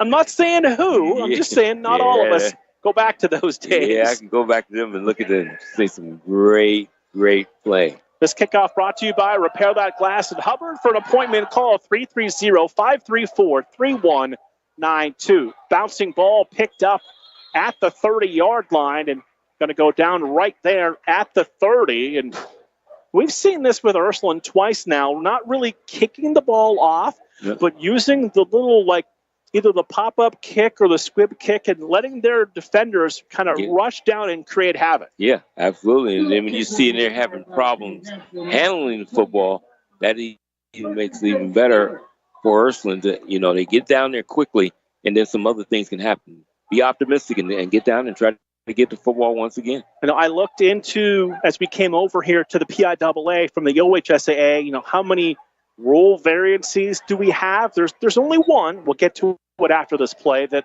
really stands out for us tonight. The Geese has twins to each side and a back with him in the backfield as he drops to throw. Fires the pass downfield. That's broken up. Incomplete at the 30-yard line. So should we get to the situation, it's a 30-minute delay after each lightning strike, just like it is in Ohio. Right. Pennsylvania, it is a running clock in the second half when a team goes up by 35. Right. But unlike Ohio, once running clock begins, it is for the rest of the second half. Yeah, no matter what. Yep, absolutely. So 2nd and 10, 10:58 to play in the half. Ursuline 21, Farrell 0. Steelers facing a 2nd down and 10. Trips to the right, twins to the left. Pegues alone in the backfield. Claps takes the snap, drops to throw. Has time. Now being pressured, rolls out to the wide side. Going to fire the ball downfield, and that pass went over the head of the intended receiver and will fall incomplete. Looking for Nemo Jones, and it brings up third down. Yeah. Well, I'll tell you, he's right there and almost had a second interception. He's right there along the sidelines. So the incompletion brings up third down and 10.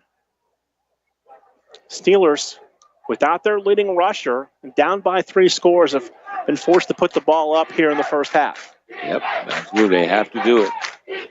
Twins to each side, single back in the backfield with Pegues on third down and 10.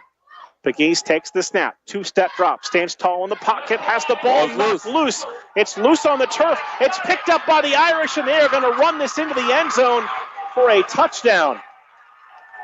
Yep. So that is the second defensive touchdown. This one is recovered by number 7, Vinny Fecco, for his second touchdown. With 10:39 to play here in the first half. Yeah, I tell you, see, and you know, one thing you can't do at quarterback position is once you're back there and the rush is on you and you got people around you, at your legs, around your body, you have to protect the football. You can't have it dangling out there. And that's exactly what happened. They was able to knock it loose and get the football and run it in for a score. Fourth turnover of this first half for the Steelers.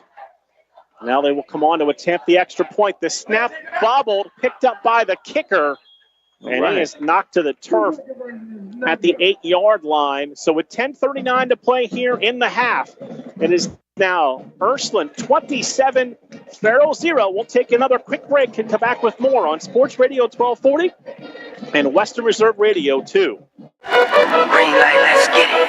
Green light, let's get it. Green light, let's get it. The Mahoning Valley Federals is the area's minor league football team. After only 2 years in existence and an appearance in the league playoff semifinal game, the Federals are looking to add Valley High School and college talent to help take the next step toward a league championship. For more information on how to become part of the Federals' journey, go to Facebook at the Mahoning Valley Federals Developmental Football Team or contact General Manager John Galbraith at 330-540-1099. The Mahoning Valley Federals, honoring the football tradition in the Valley. We now return you to the Cleveland Cobras High School Football Game of the Week on the iMedia One Network. Another turnover turns into a touchdown for the Ursuline Irish, and they have a commanding 27-0 lead with 10:39 to play here in our first half. And it's been turnovers in short fields that have given the Irish this big lead. Yeah, I tell you, it just burst out of a bottle because they've been scoring one after another. And here we had a very close competitive game early. But see, this is how turnovers can change things in an instant. This kickoff brought to you by Repair That Glass in Hubbard. This is a bouncing ball, takes a big hop, fielded on a hop, loose ball again. Yep. And they will fall on it at the 32-yard line, and the Steelers will maintain possession. Dave, time for the Discount Power Sports scoreboard. This is a little bit of surprise early on. Second quarter, Cardinal Mooney 7, Steubenville 3. Yeah, I mean, you better believe my eyes widen up to hear that. Mooney over Steubenville right now. Get you a few more scores after the next play, thanks to our friends at Discount Power Sports. Irish getting a little late on the field. The Steelers are just going to snap the football with no defense out there, and they're going to be able to get the ball across the 40 and down to the 36-yard line. I've never seen that before, where the defense just didn't get out to the field on time, and the Steelers took advantage of it. Yeah, I've never seen that. And if they called, they can go ahead and run the. And now we've got multiple flags on the field. Well, that's a legal substitution. If to me, I don't know if they'll call that, but he came from the sideline, and it should be. So we saw We saw Coach Reardon still can run a good 40 as he sprinted down the sidelines right in front of us. Yeah, Coach Reardon was putting in his 40 time on that one. So we'll wait for the penalty call. And as they're going to back the football up to the 42-yard line. And now we've got a whistle. And the Irish need timeout. And well, I'm sure Coach Reardon wants to have an explanation of how were they able to snap that ball. Because I didn't see a signal for time of play. I didn't hear a whistle for time of play, nothing. And they just they snapped the ball and were gone. Now, I'm going to be quite honest with you.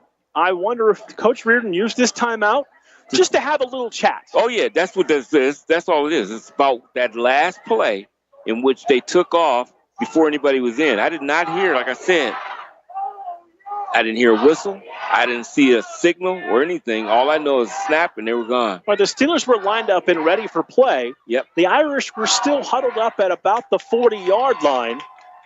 The Steelers snapped the football, had a convoy of players down the sidelines as the Irish came onto the field during the play. Well, what's so weird about it, Mark? When you think about it, where the Irish was at on the sidelines, if everything is legit, where they were at, wouldn't that have been offsides, right? It would have been offsides. They didn't have they didn't call a penalty. They didn't call anything, and then they never even signaled about time for play. So I don't understand that. I didn't hear the ready for play at all. I didn't hear no whistle, no sign of ready for play. All I seen is them snap it and off to the races. Well, Coach Reardon got an explanation. Well, I don't think he liked the explanation, but he got one. Yeah. I mean, well, you know what? It's done happened.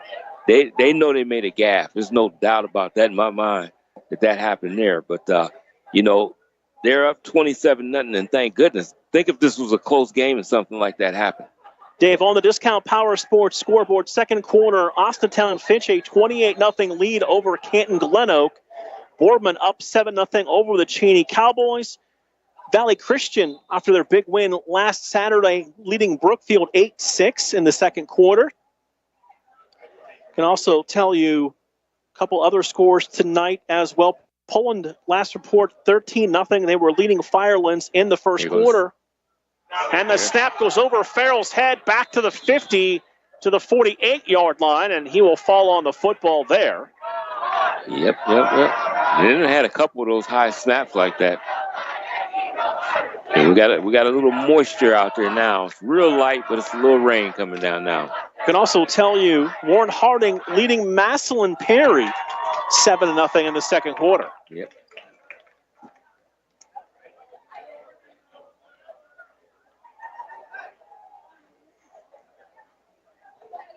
So facing a second down and long, Steelers with 4 receivers in the formation, and then we're going to get a defensive encroachment on the Irish.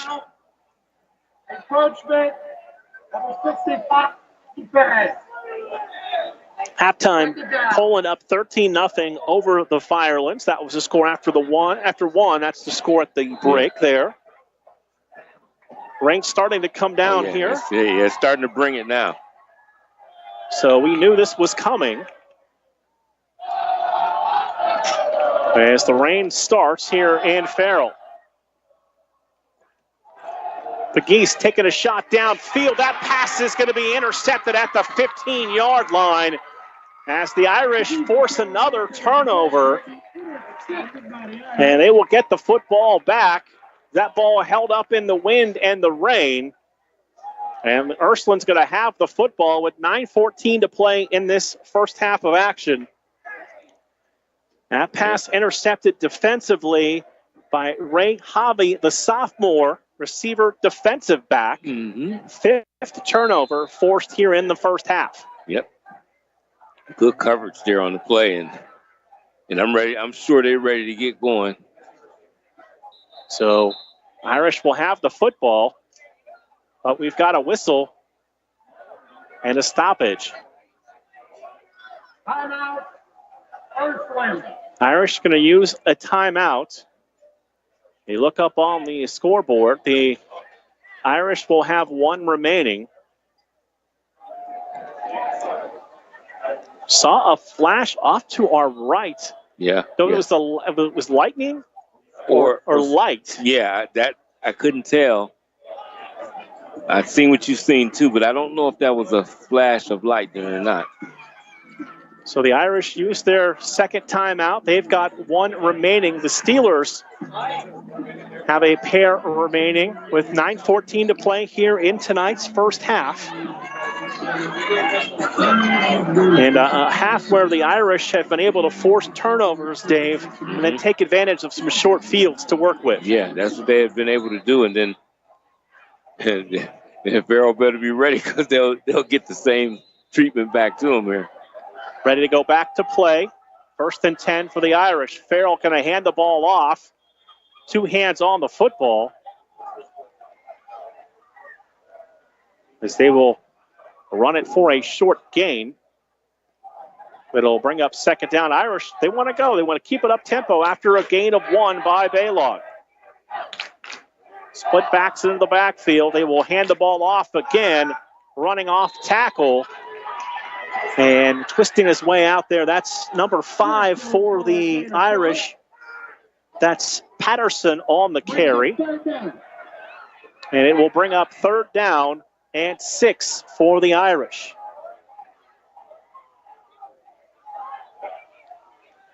So 3rd down and 6 for the Irish. 3 receivers in the formation. Farrell takes the snap. He'll hand it off. Bouncing off of a couple defenders. Baylog going to be thrown down back at the 22-yard line. It's going to be a loss of a couple, and that's going to bring up a 4th down and 6 for the Irish. The play is 4th down. Because we ain't moving the ball. So 4th down, and they will have to punt the football away. I'll update you on the Discounted Power Sports scoreboard. Niles now up 12-0 over Ashtabula Lakeside as that game approaches the half. Yeah, absolutely. So 4th down and 6. Ball from the 23-yard line. Nice punt. Drives the returner back inside the 40. He'll just back away from this football. And they're going to get the ball at the 40-yard line with 7:33 to play here in the half and a 27-0 lead for the Irish. Yeah, and just been dominant since. And this rain can't help Farrell one bit as it comes down here, but they got to try to do something to get back in this football game, and they're going to have to methodically maybe try to get down this field. Coming up at the half, we will have our first edition of the PAC report as the President's Athletic Conference begins play in week 1 tomorrow. High snap. Farrell is going to keep the football, and the Steelers are going to run it up to about the 43-yard line. That is kept by the quarterback, Aaron Pegues. Mm-hmm. And it's 2nd down and just about 8 yards to go. Yeah, that snap again was a little bit high, Mark. 2 receivers right, 2 to the left side. Running back in the backfield with Aaron Pegues, who takes a high snap. He's going to keep it. He ran right into the arms of an Irish defender who put him on the turf. And coming up there to make the play, that is big number 72, who makes the stop for the Irish. Yeah, he was on in there very quickly. It brings up a 3rd down and 6 with 6 minutes and 40 seconds to go in the first half. Steelers break the huddle. They'll come to the line of scrimmage. They've got a new running back in the backfield. That is Jason Marshall Jr., number 22. Pegues to throw on the run, rolling to the outside, going to fire downfield, and that pass will sail incomplete. And the incompletion brings up 4th down.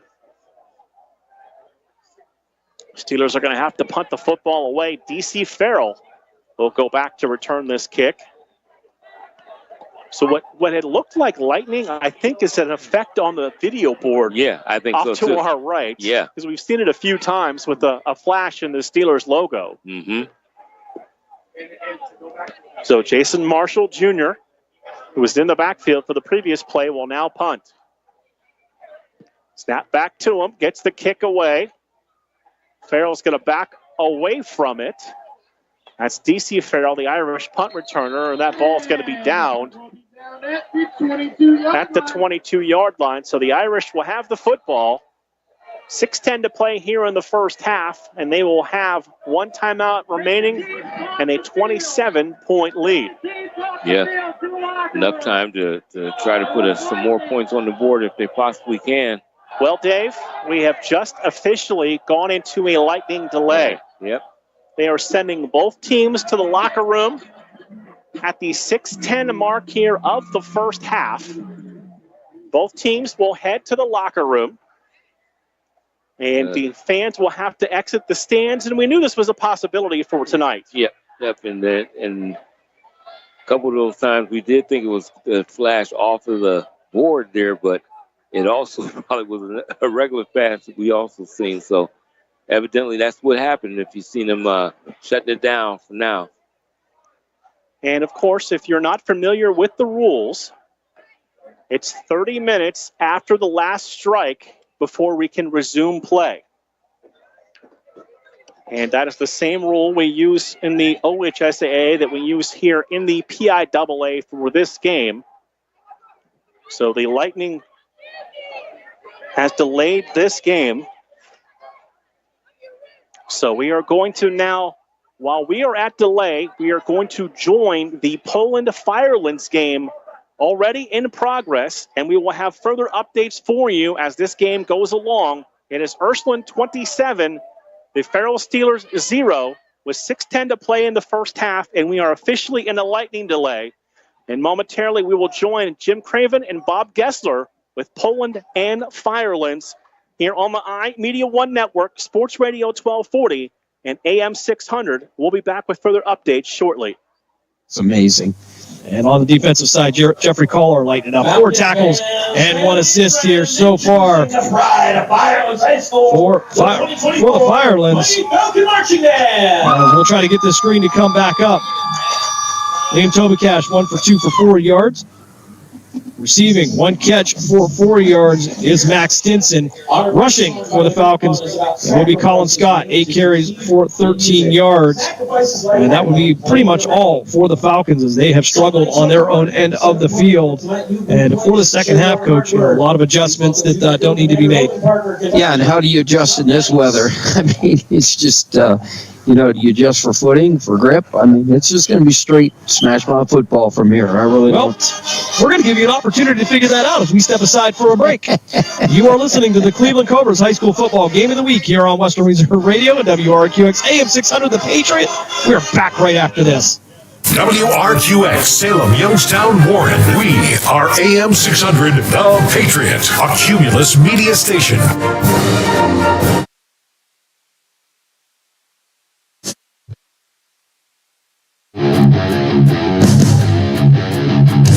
Catch all of the spring and summer action of Cleveland Cobras minor league football on the iMedia One Network. Follow the Cobras as they compete against teams from around the region and beyond in pursuit of a premier amateur football league championship. And if you're looking to continue your playing or coaching career after high school, college, or even the pros, go to Facebook at Cleveland Cobras Football or call owner Jesse Caldwell at 330-416-3442. A part of the excitement of Cleveland football.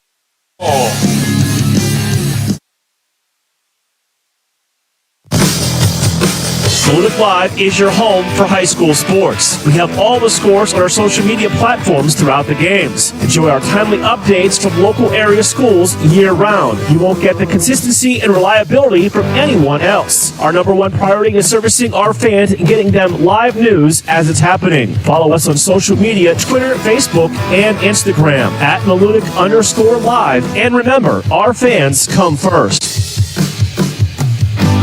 Nina's Pierogi House is your home for the area's best variety of pierogies. Daily specials include the Polish platter, the Hungarian platter, stuffed cabbage, and halushki. Having a last-minute get-together? Lena's has you covered with a wide variety of frozen take-home pierogies and dumplings. Go to Facebook at Lena's Pierogi House to see the weekly lineup of available flavors for dine-in or carry-out. Catch the best at Lena's Monday from 10 a.m. to 4 p.m. and Tuesday through Friday from 10 a.m. to 8 p.m. 20 North Main Street in Hubbard or call 234-254-85 832. The Mahoning Valley's leader for golf, Milk Creek Golf Course, is now booking tee times for 2024. We offer stay and play opportunities available with 9 area hotel partners. For more information, visit our website at millcreekmetroparks.org. Also, look for new, exciting opportunities coming soon, including an indoor player development center with Trackman, an indoor Callaway Club Fitting Center, and an Odyssey Fitting Studio in 2024. Follow us on Facebook at Milk Creek Golf Course or call 330-740-7112. We now return you to the Cleveland Cobras High School football game of the week on the iMedia One Network.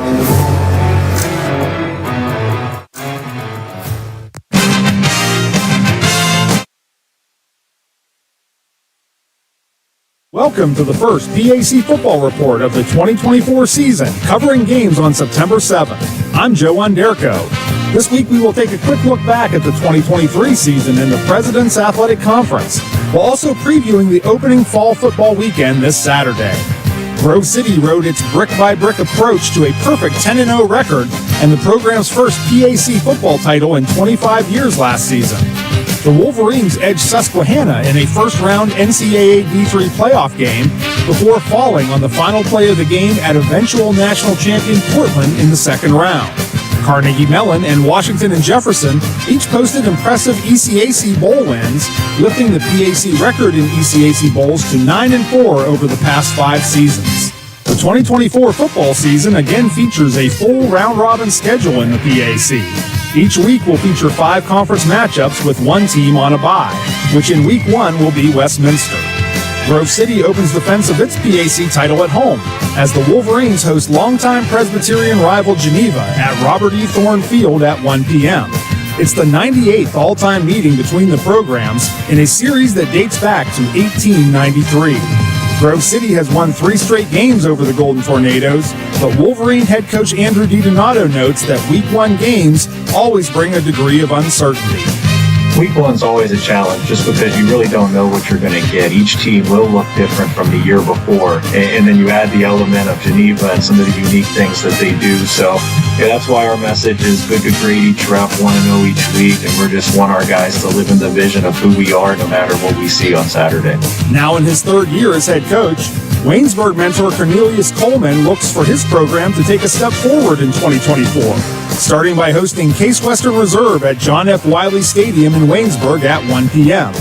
The Spartans have won 8 of 9 all-time meetings against the Yellow Jackets, with the lone Waynesburg win in the series being a 35-15 decision in their first ever meeting in 2014.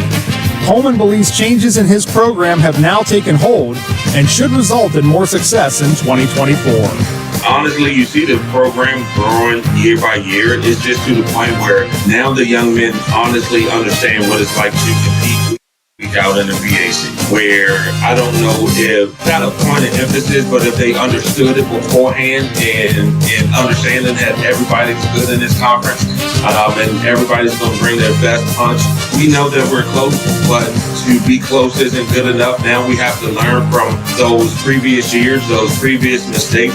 Also beginning his 3rd year is Bethany head coach Brandon Robinson, who leads the Bison against visiting Allegheny at Bison Stadium Saturday at 1 p.m. The teams battled through a close contest in Meadville a year ago, with the Gators prevailing 31-20 over Bethany. Robinson previews the Allegheny matchup. The start to have an opportunity to win a ball game Week 1 would be huge for our program, and you can never underestimate the importance of a Week 1 win, and that's one of our goals, win the opener. So we want to come out and compete to win this ball game. And Coach Lair over there at Allegheny does a great job. We know that they're going to be well coached. We know that they're schematically sound. They're going to play hard. Last year we had some opportunities, and we turned the ball over 5 times. So you turn the ball over 5 times, and you're not going to win those ball games. In other Week 1 PAC action, Washington and Jefferson opens the season at home against St. Vincent at Cameron Stadium in Washington, with kickoff slated for 1 p.m. The Presidents have dominated the series since the return of football at St. Vincent, winning 14 of 15 matchups between the programs, including a 51-0 blanking in 2023. The lone victory for the Bearcats over W&J was a 35-27 final in Latrobe in 2011. Finally, Teal will host visiting Carnegie Mellon at Alumni Stadium in Greenville at 1 p.m. The programs are meeting on the gridiron for the 50th time dating back to 1915. CMU leads the all-time series 34-13-2 and has won 8 straight against Teal, with the last Tomcat win over the Tartans being a 40-27 final in 2014. That's all for this edition of the PAC Football Report. Log on to the conference website at www.pacathletics.org all season long for the latest news, scores, statistics, and other league information. You can also follow us on social media via X, Facebook, and Instagram. Links are available at the PAC website. I'm Joe Underco. Thanks for listening, and we'll see you at the stadium.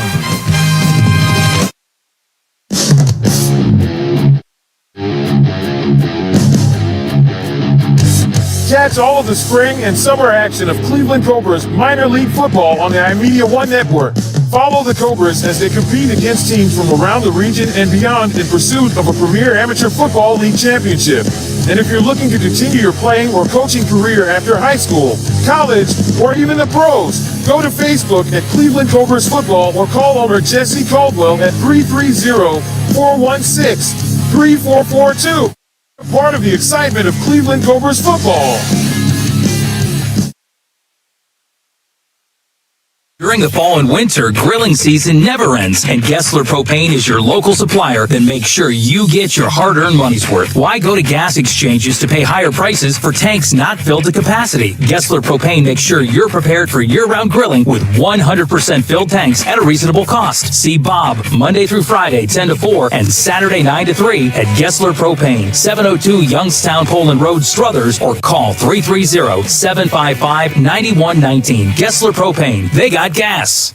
Western Reserve Radio is the Valley's online source for sports talk and local live events. Tune in and be a part of their live weekly shows, as well as all of the hard-hitting action of Youngstown Phantoms hockey, high school football, and the GDFL. Find them at westernreserveradio.com. Tune in and the Live 365 app to be a part of the area's sports conversation. Be sure to visit them on Facebook at Western Reserve Radio and on Twitter at WR_radio.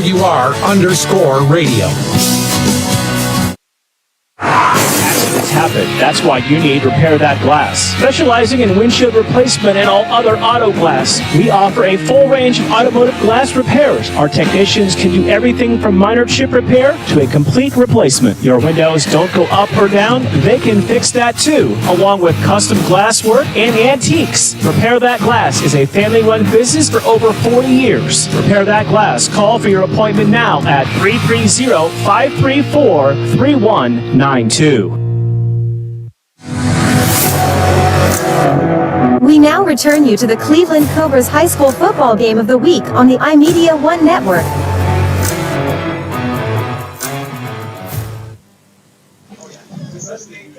Halftime continues here for just a few more moments, and we want to welcome in everybody that's joining us during their rain delays. We know over in Farrell, the Irish and the Steelers are in a half-hour delay, so we want to welcome everybody from Western Reserve Radio 2 and Sports Radio 1240 and over on City View Sportscast. As, again, everybody in a weather delay here. And the only thing we have really, Coach, is rain, which is kind of moving left to right in front of us now. Yeah, it sure is. That thing on the Ursuline game, my brother-in-law, Mike Sandusky, his grandson, just, I'm assuming it was special teams. I don't know if there was a fumble, and he picked it up or a kickoff return for a touchdown. So his first touchdown as a freshman for the old Ursuline Irish. Doesn't get much more exciting than that. Yeah, great for the kid.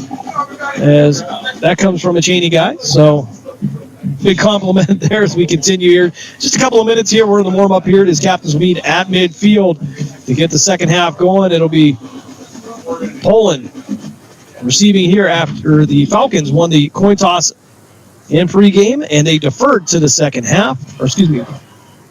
Did I get that right? Yeah. Okay. Yeah, sorry. So we got that right. They get the ball. So the scores from around the area, and several of these games have gone into a delay along the Discount Power Sports scoreboard update. And some updates here as Camel now takes a 12-7 lead over Champion. Champion with a 6-0 lead. Or excuse me, Camel had a 6-0 lead. Champion scored, made it 7-6 in favor of the Golden Flashes, and now Champion has another touchdown. The Red Devils take a 12-7 lead. Ward Harding and Massillon Perry now all tied up at 7. That reported at the half. Olmsted Falls 21, Canfield nothing. South Range, Coach, no surprise here. The Raiders 31, Barberton nothing. Yeah, that's not a surprise. That's not a surprise.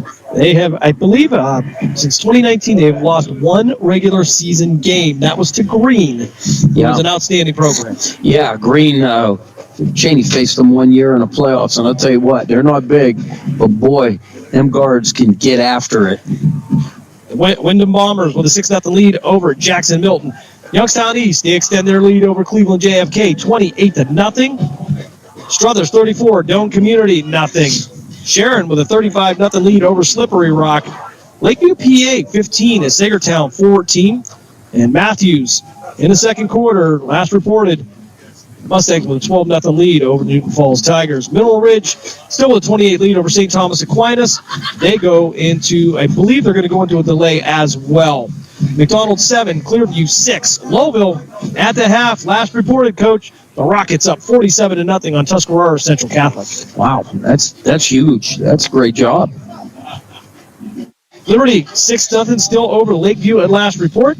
Niles 6, Lakeview nothing. West Branch now with a 27-7 lead over Girard. United and Crestview, no report on that game. Last showing second quarter, no score. And down at Youngstown State University, Coach, Mooney 14, Steubenville 11. I don't think Steubenville got to bring their officials. I don't know what you're talking about. I've seen that many a times. Drive you nuts. One of the great football atmospheres in the area. Go down to Steubenville on a Friday night, and they shut the town down to come see that game. Yeah. Whatever you say, Jim. So, and one last score for you here. Boardman 15, Cheney nothing. Yeah, Cheney's struggling this year. I don't Jay Stefanson to get this one underway here with the repair of that glass kickoff. Hit the ground and pick up the 8.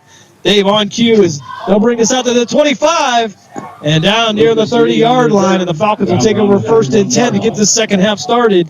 And once again, I want to thank everybody for joining us here during your weather delays over on Western Reserve Radio 2 and Sports Radio 1240, as well as City View Sportscast. As we get ready for this second half here. By the way, that tackle was Peyton Miller. Boy, he went down there and whacked him, so that was a good job by Mr. Miller. Also want to report from Matt Lipsack, the Phantoms. That's how Phantoms, they get a preseason win tonight, 4-3 over the Green Bay Gamblers. Good job, good start. Yep, they'll be starting their season just a couple weeks here in the Fall Classic. Tobicash now back to pass, 3-step drop. Kaida fires down the sideline, looking for a play, and it's going to be almost picked off by Stefanson. Ball was intended for Andrew Pollock, but Stefanson looked like he was the running the pattern. Yeah, I'll tell you what, he had his head turned around. I'm shocked he didn't get that, but then, of course, what happened was he tripped over the receiver who fell down. If he would have been able to stay on his feet, that could have been a good catch and good return, because there would have been nobody on that far end.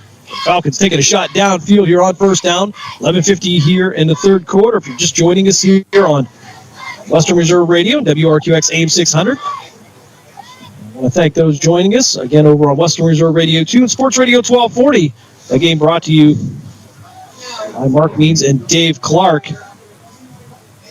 Weather moving through the eastern part of Ohio, western PA. Tobicash now taking the ball himself upfield. He'll make it out near the 39-yard line. Make him the 40. No, they'll say the 39. Actually, the official will shift back to the 38. Well, he slid the rest of the way. I tell you what, though, that was a great run. So you got 3rd and 2 here.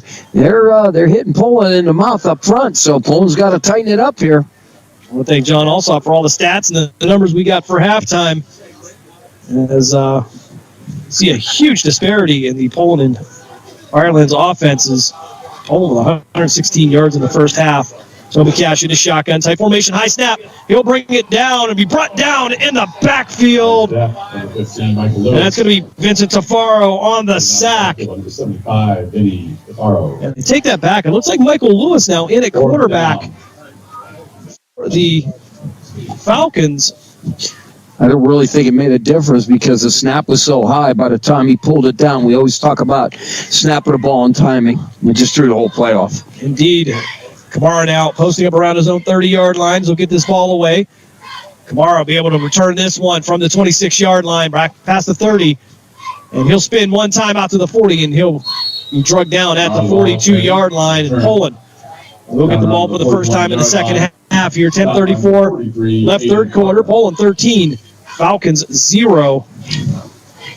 And it's been all on the ground. Only 5 passes now thrown here in this entire game. Yeah, they tried something early to see if they can do. Ball's nice and dry, so why not give it a shot? Did not work out for them. First and 10 for the Bulldogs. They'll mark the ball officially at the 41-yard line. 10:34 left here. I'll remind you, coming up, 12:05 pregame tomorrow, the Grove City Wolverines back on Western Reserve Radio with our own Mark Means. They will take on Geneva to get the 2024 campaign started after working their way through the Division III playoffs last year, coming up just short. Slow snap as they'll give it off to Chase Jones. Jones around the right side, and he may have picked up a yard or two on the play.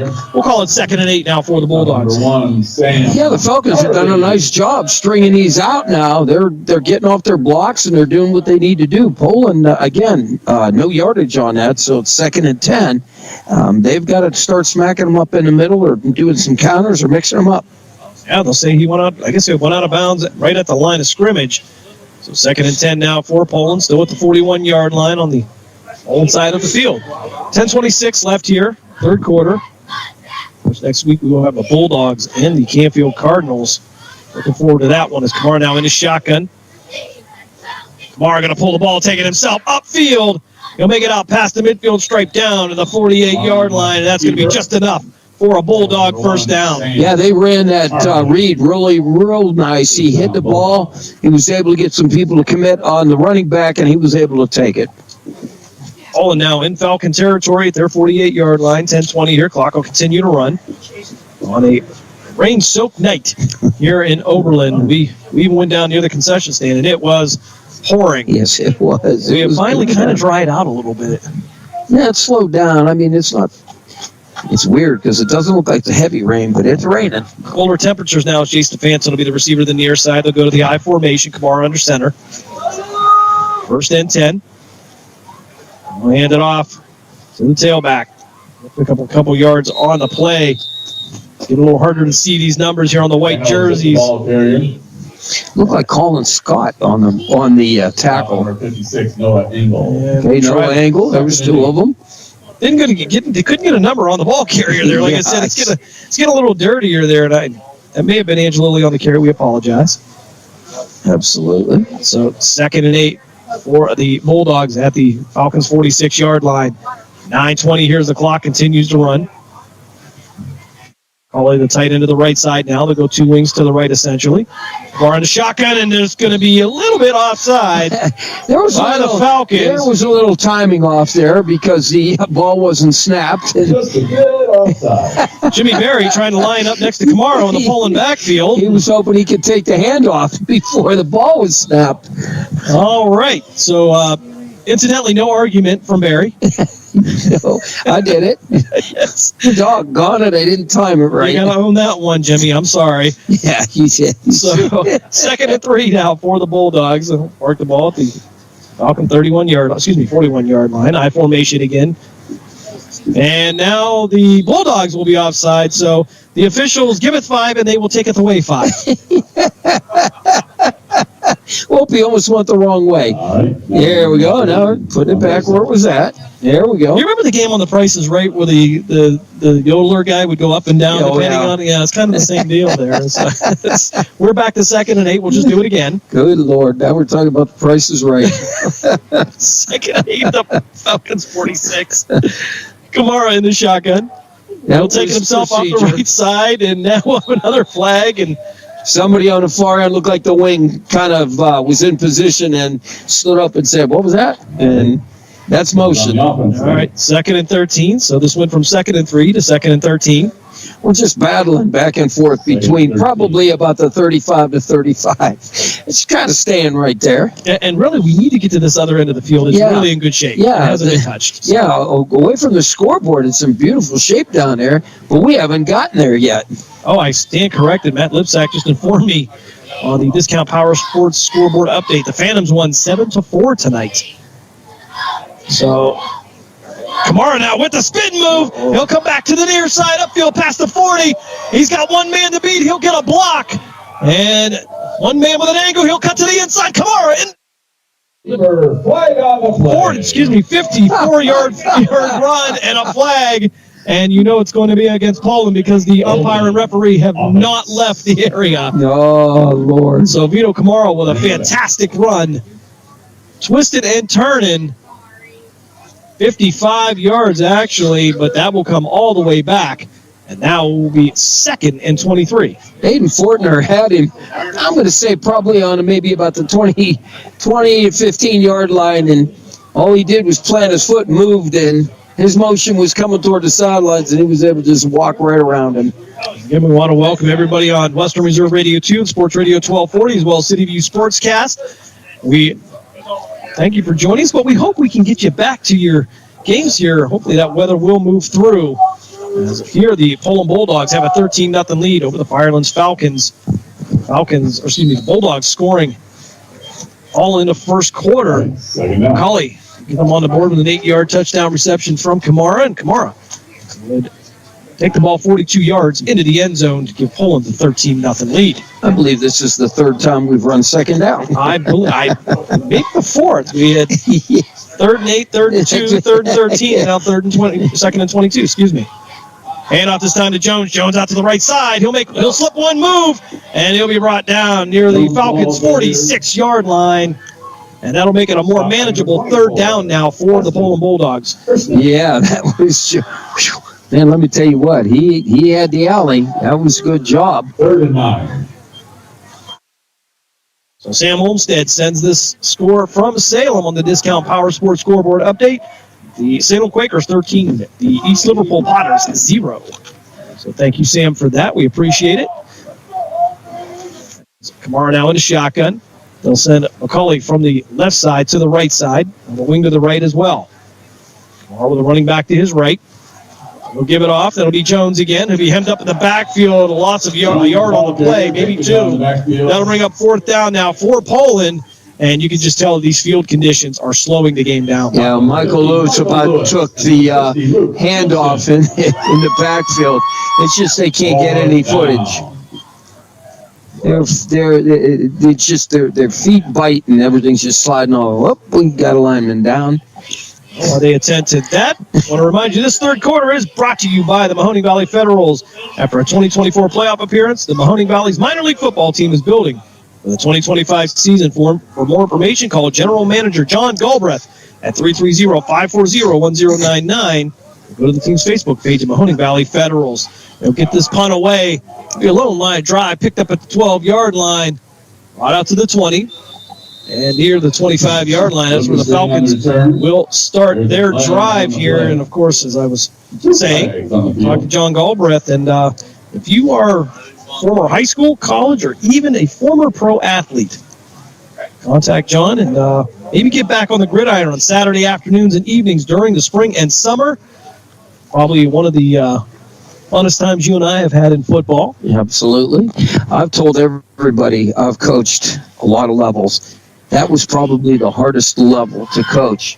And we did a pretty good job just on our computers, just by taking, it was like a podcast, and those guys could all watch it. Was Zoom before Zoom. Zoom before Zoom, and we would go over offense and defense week to week, and it really worked out for us. And I'll tell you what, other than that, I tell people, I said, you got usually 1, maybe 2 days of practice. You don't know if you got all your guys there.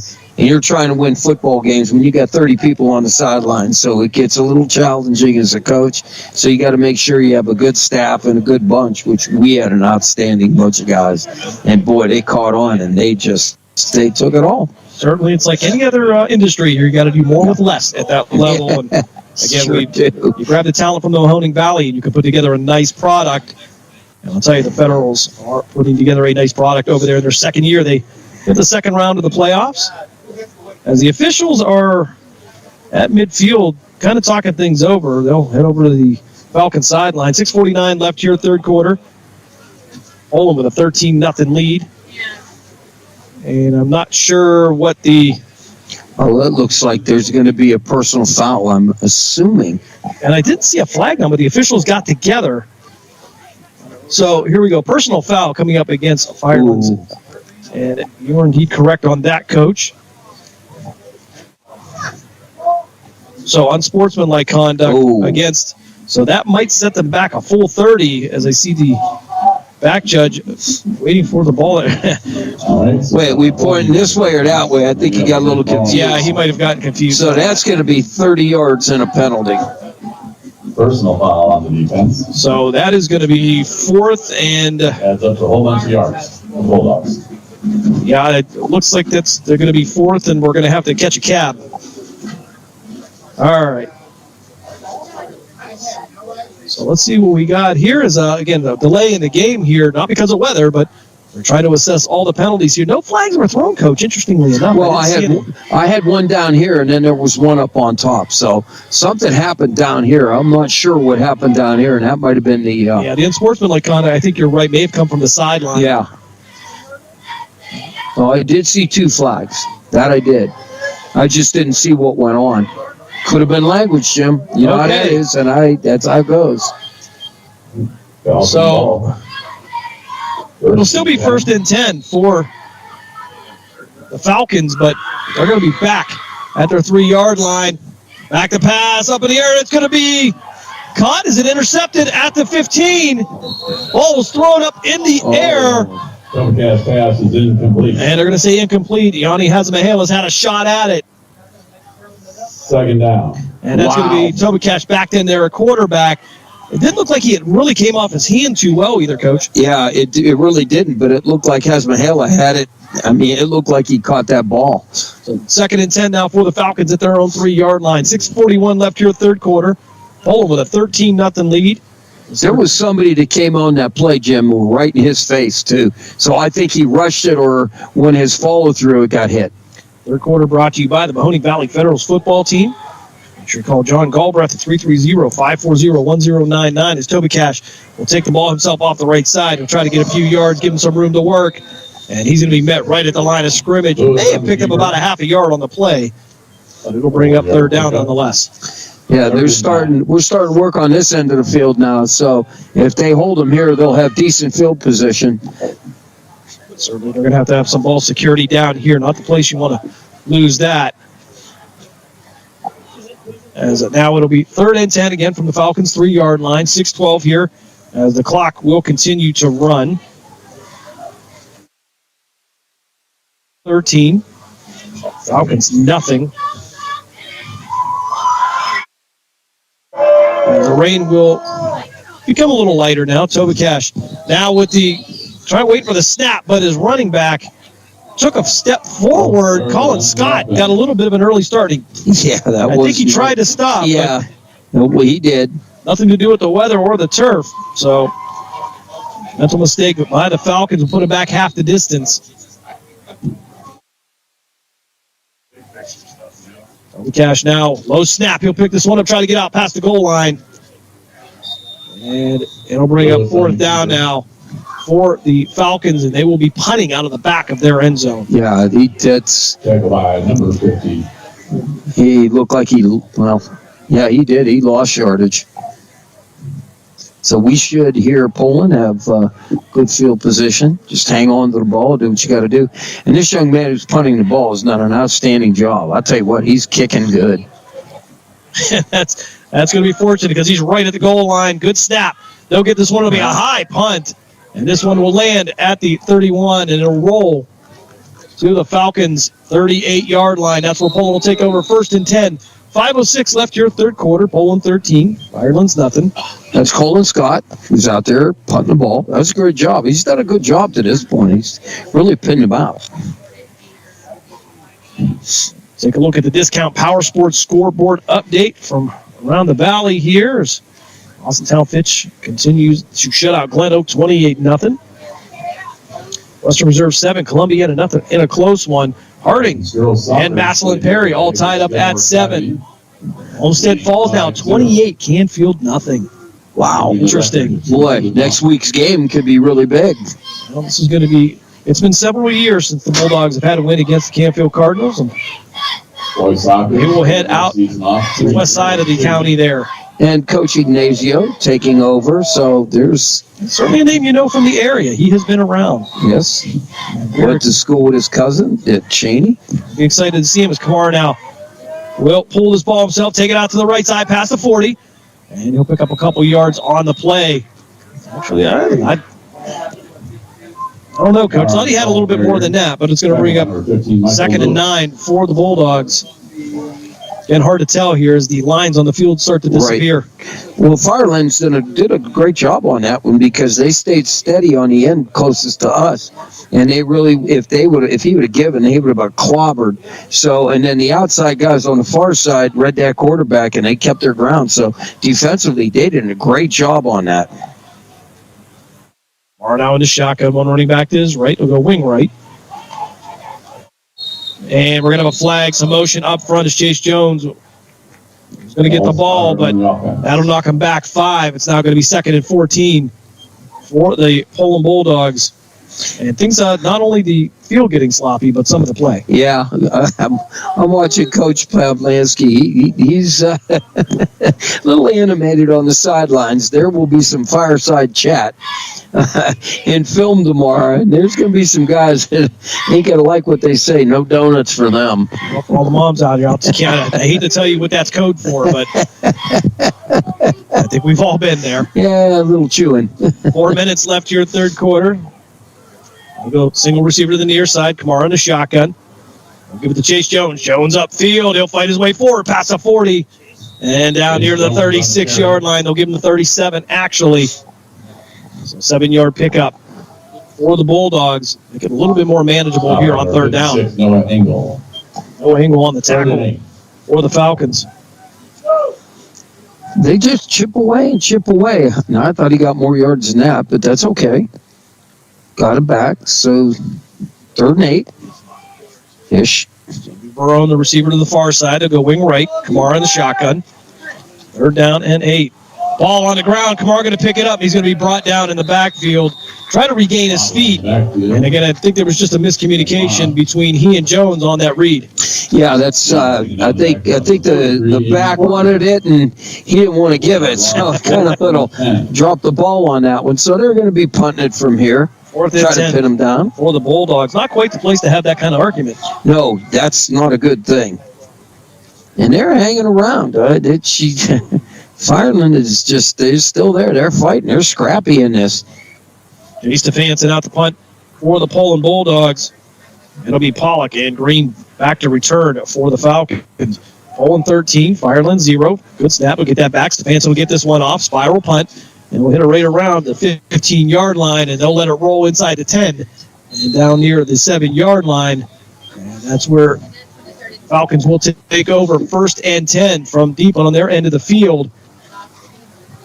And Coach, you know, when you're playing from behind that 10-yard line, that playbook gets a little bit smaller. Yeah, you got to be very careful. Volleyball. And you know what, Jim? It's really slowed down. It's still raining there, but it's real light now. It's not coming down, but at this point, the field says, nah, it's a mess. Well, to give you, Coach, an idea of some of the weather issues we're having, Wyndham and Jackson Milton, they are in Wyndham. They go into a delay, but also Grove City High School at Titusville goes into a delay as well. So that weather moving across eastern Ohio, western Pennsylvania. Back to the Lambs. Thank you for joining us here. If you're waiting on your game here, Cash now into shotgun, one running back to the right.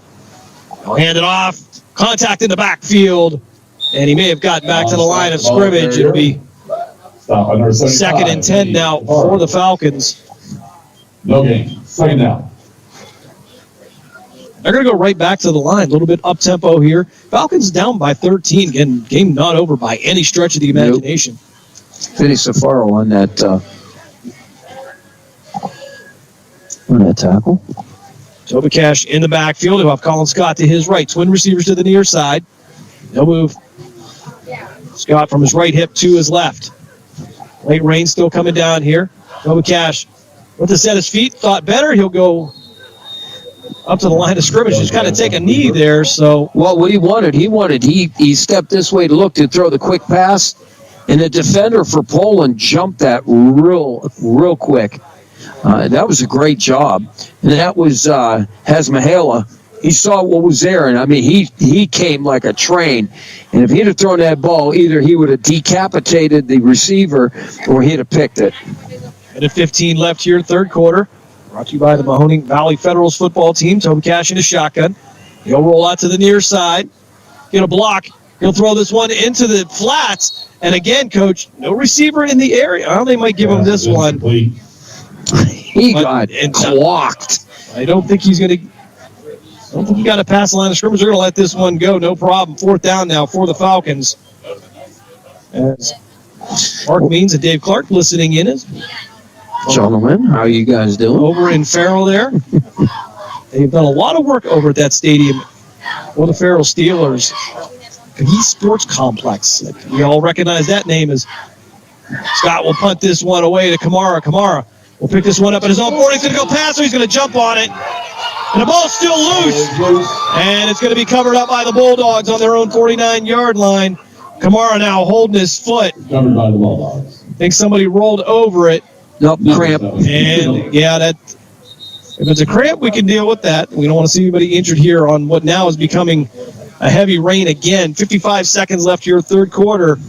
And, back in the day, called it a pigskin. So we've seen a lot of that here early in the season with the heat and humidity. But let me but I'm talking about the football. That football is oval. When that football is wet, it's like trying to capture a greasy pig. So just to give you an idea, Kevin Seifert actually helped him work the cramp out, and then Kamara looked for a little hand up to get help up, and he walked away from it. So. Yeah, I got this.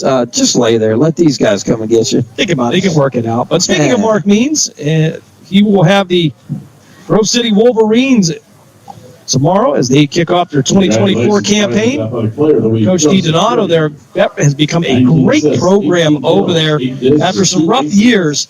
I'll tell you right now, that is an outstanding program and a favorite to win the PAC. And, of course, you listen to the PAC report right here at halftime. We'll bring that to you all season long as it is available. And then 12:05 tomorrow pregame for the Grove City Wolverines will take on Geneva. I believe a 1 o'clock kickoff scheduled. So a lot going on tomorrow.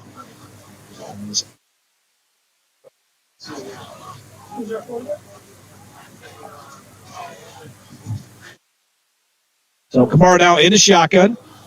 Actually, that's going to be Zipolidis with the ball. He'll keep it up the upfield there, past the 45, down to the 43-yard line.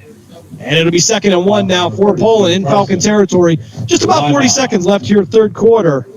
2nd and 1. And the Bulldogs with only a 13-0 lead here. Again, everything's been on the ground. And they've been trying to grind this out here. The field started out in great shape, but you can see Coach right around the 35-yard line in the middle, maybe a little bit of ponding starting there. Oh, yeah, I see some puddling. It's been a constant rain, some heavier at some time than others. More down to shotgun, wing left.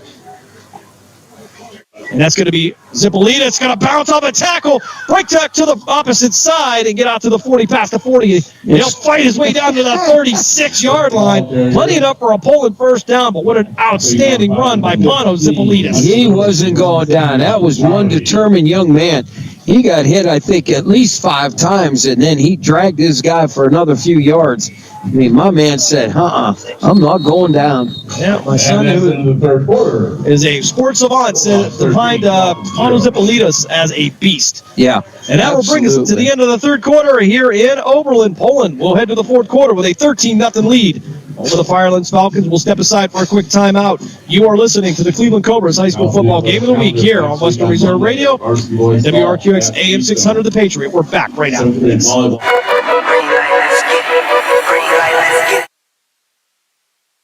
Mahoning Valley Federals is the area's minor league football team. After only 2 years in existence and an appearance in the league playoff semifinal game, the Federals are looking to add Valley High School and college talent to help take the next step toward a league championship. For more information on how to become part of the Federals' journey, Go to Facebook at the Mahoning Valley Federals Developmental Football Team or contact General Manager John Galbraith at 330-540-1099. The Mahoning Valley Federals, honoring the football tradition in the Valley. The Mahoning Valley's leader for golf, Milk Creek Golf Course, is now booking tee times for 2024. We offer stay and play opportunities available with 9 area hotel partners. For more information, visit our website at millcreekmetroparks.org. Also, look for new, exciting opportunities coming soon, including an indoor player development center with Trackman, an indoor Callaway Club Fitting Center, and an Odyssey Fitting Studio in 2024. Follow us on Facebook at Milk Creek Golf Course or call 330-740-7112. Now we turn you to the Cleveland Cobras High School Football Game of the Week on the iMedia One Network. Check this one downfield. It's going to be incomplete, bringing up second down for the Bulldogs at the Falcons' 36-yard line. 11:55 left here in the fourth quarter. And, Coach, you know what that means.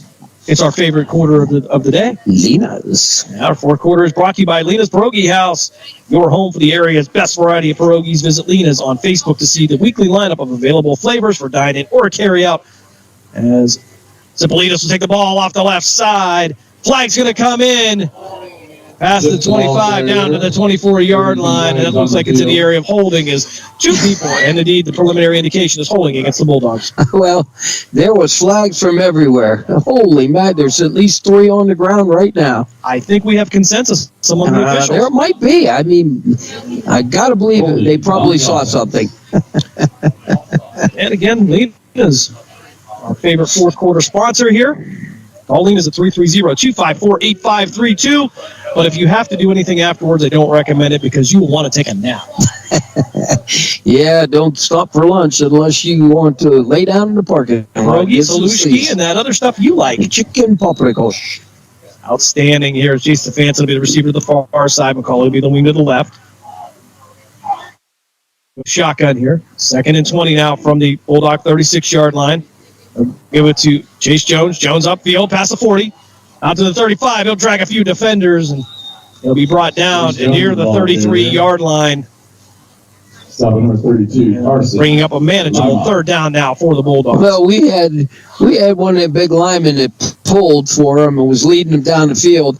And unfortunately, the lineman was trying to get out of his way, and he runs smack into the lineman, and that about took him down. So I think if the lineman would have further down the field, we might have made something out of that, but it was a great run. Well, the good news is we have returned on City View Sportscast back to the Neshannock Lancers and the Elwood City Wolverines after a weather delay. The Ursuline Irish and the Farrell Steelers still in a rain delay. All means Dave Clark bringing you down on Western Reserve Radio 2, Sports Radio 1240. And Zipolitas now out to the left side, direct snap. Nowhere to go there, and he'll lose a yard or two on the play, and he unceremoniously dumped backwards. We'll bring up fourth down now for the Bulldogs. There's some heavy hitting out there. There's some linemen that are just they're just eating people up. It's just Grayson Schaefer took his guy, drove him 10 yards back, and he's not. I would say he's a little girthy, and he landed on that man, and I thought I heard a oof all the way up here. And you have to credit the Firelands Falcons. They've slowed the game down. Oh, yeah. They've made it a physical game. You know what, Jim? You're right. They really have. Because of the field, it's taken the speed out of Poland, and they're going toe-to-toe. I mean, it's 13-0 in a quagmire, but again, they've hung in there and done a great job. Poland's defense only giving up 10 points here in the first 3 games. 9:50 left here. We're going to have a flag here. And I thought somebody was going to take a timeout, but our back judge threw the flag. And illegal substitution, I believe, against Poland. Oh, delay of game against Poland. Oh, you know what, Jim? They wanted to back them up. That's all that was. They just backed them up 5 yards. A strategic move by Coach Pavlansky. As Chase Stefanson will come in to punt this one away. And it'll be Pollock and Green back to return. Low snap. Stefanson will get this one off. It's going to be a high spiral punt. They'll let it go, and it's going to roll into the end zone. And the Falcons will have the ball first and 10 at their own 20-yard line. 9:43 left here in this game. Poland 13, Firelands 0. Rain-soaked night here in Oberlin. The field has really slowed this game down. Actually, 8:46 now here, and we're about 9 minutes left in this game. A whole lot of reason or ability to throw this ball. You can tell the ball not coming off of either quarterback's hands very well. Right, and it has, again, it's come down hard. Now it is starting to let up, and again, we're up in the booth, so we're judging on the lights. It looks like almost like a mist. Cash now in shotgun, going to take the ball himself off the left side, try to work forward, and he'll get out near the 24-yard line. And a flag on the play. This is going to come near the end of the play. So this may be a little bit of a late hit. Tackled by number 43. No, there was number 63, I believe, is who's going to be the culprit. I'm not sure on this. Well, let's see if the official is now going to meet C.J. Gillis. Little extracurricular on the block. Maybe give him a little business. I don't know. 6'2", 300-pound senior. As we get the official call here. So dead ball, personal foul coming up against the Falcons. That'll push him back 15, actually half the distance. 9:35 left here in the fourth quarter. Poland 13, Fireland 0. And they just went backwards big time. And a game that you're not really out of, that's got to be frustrating for the coaching staff. Absolutely.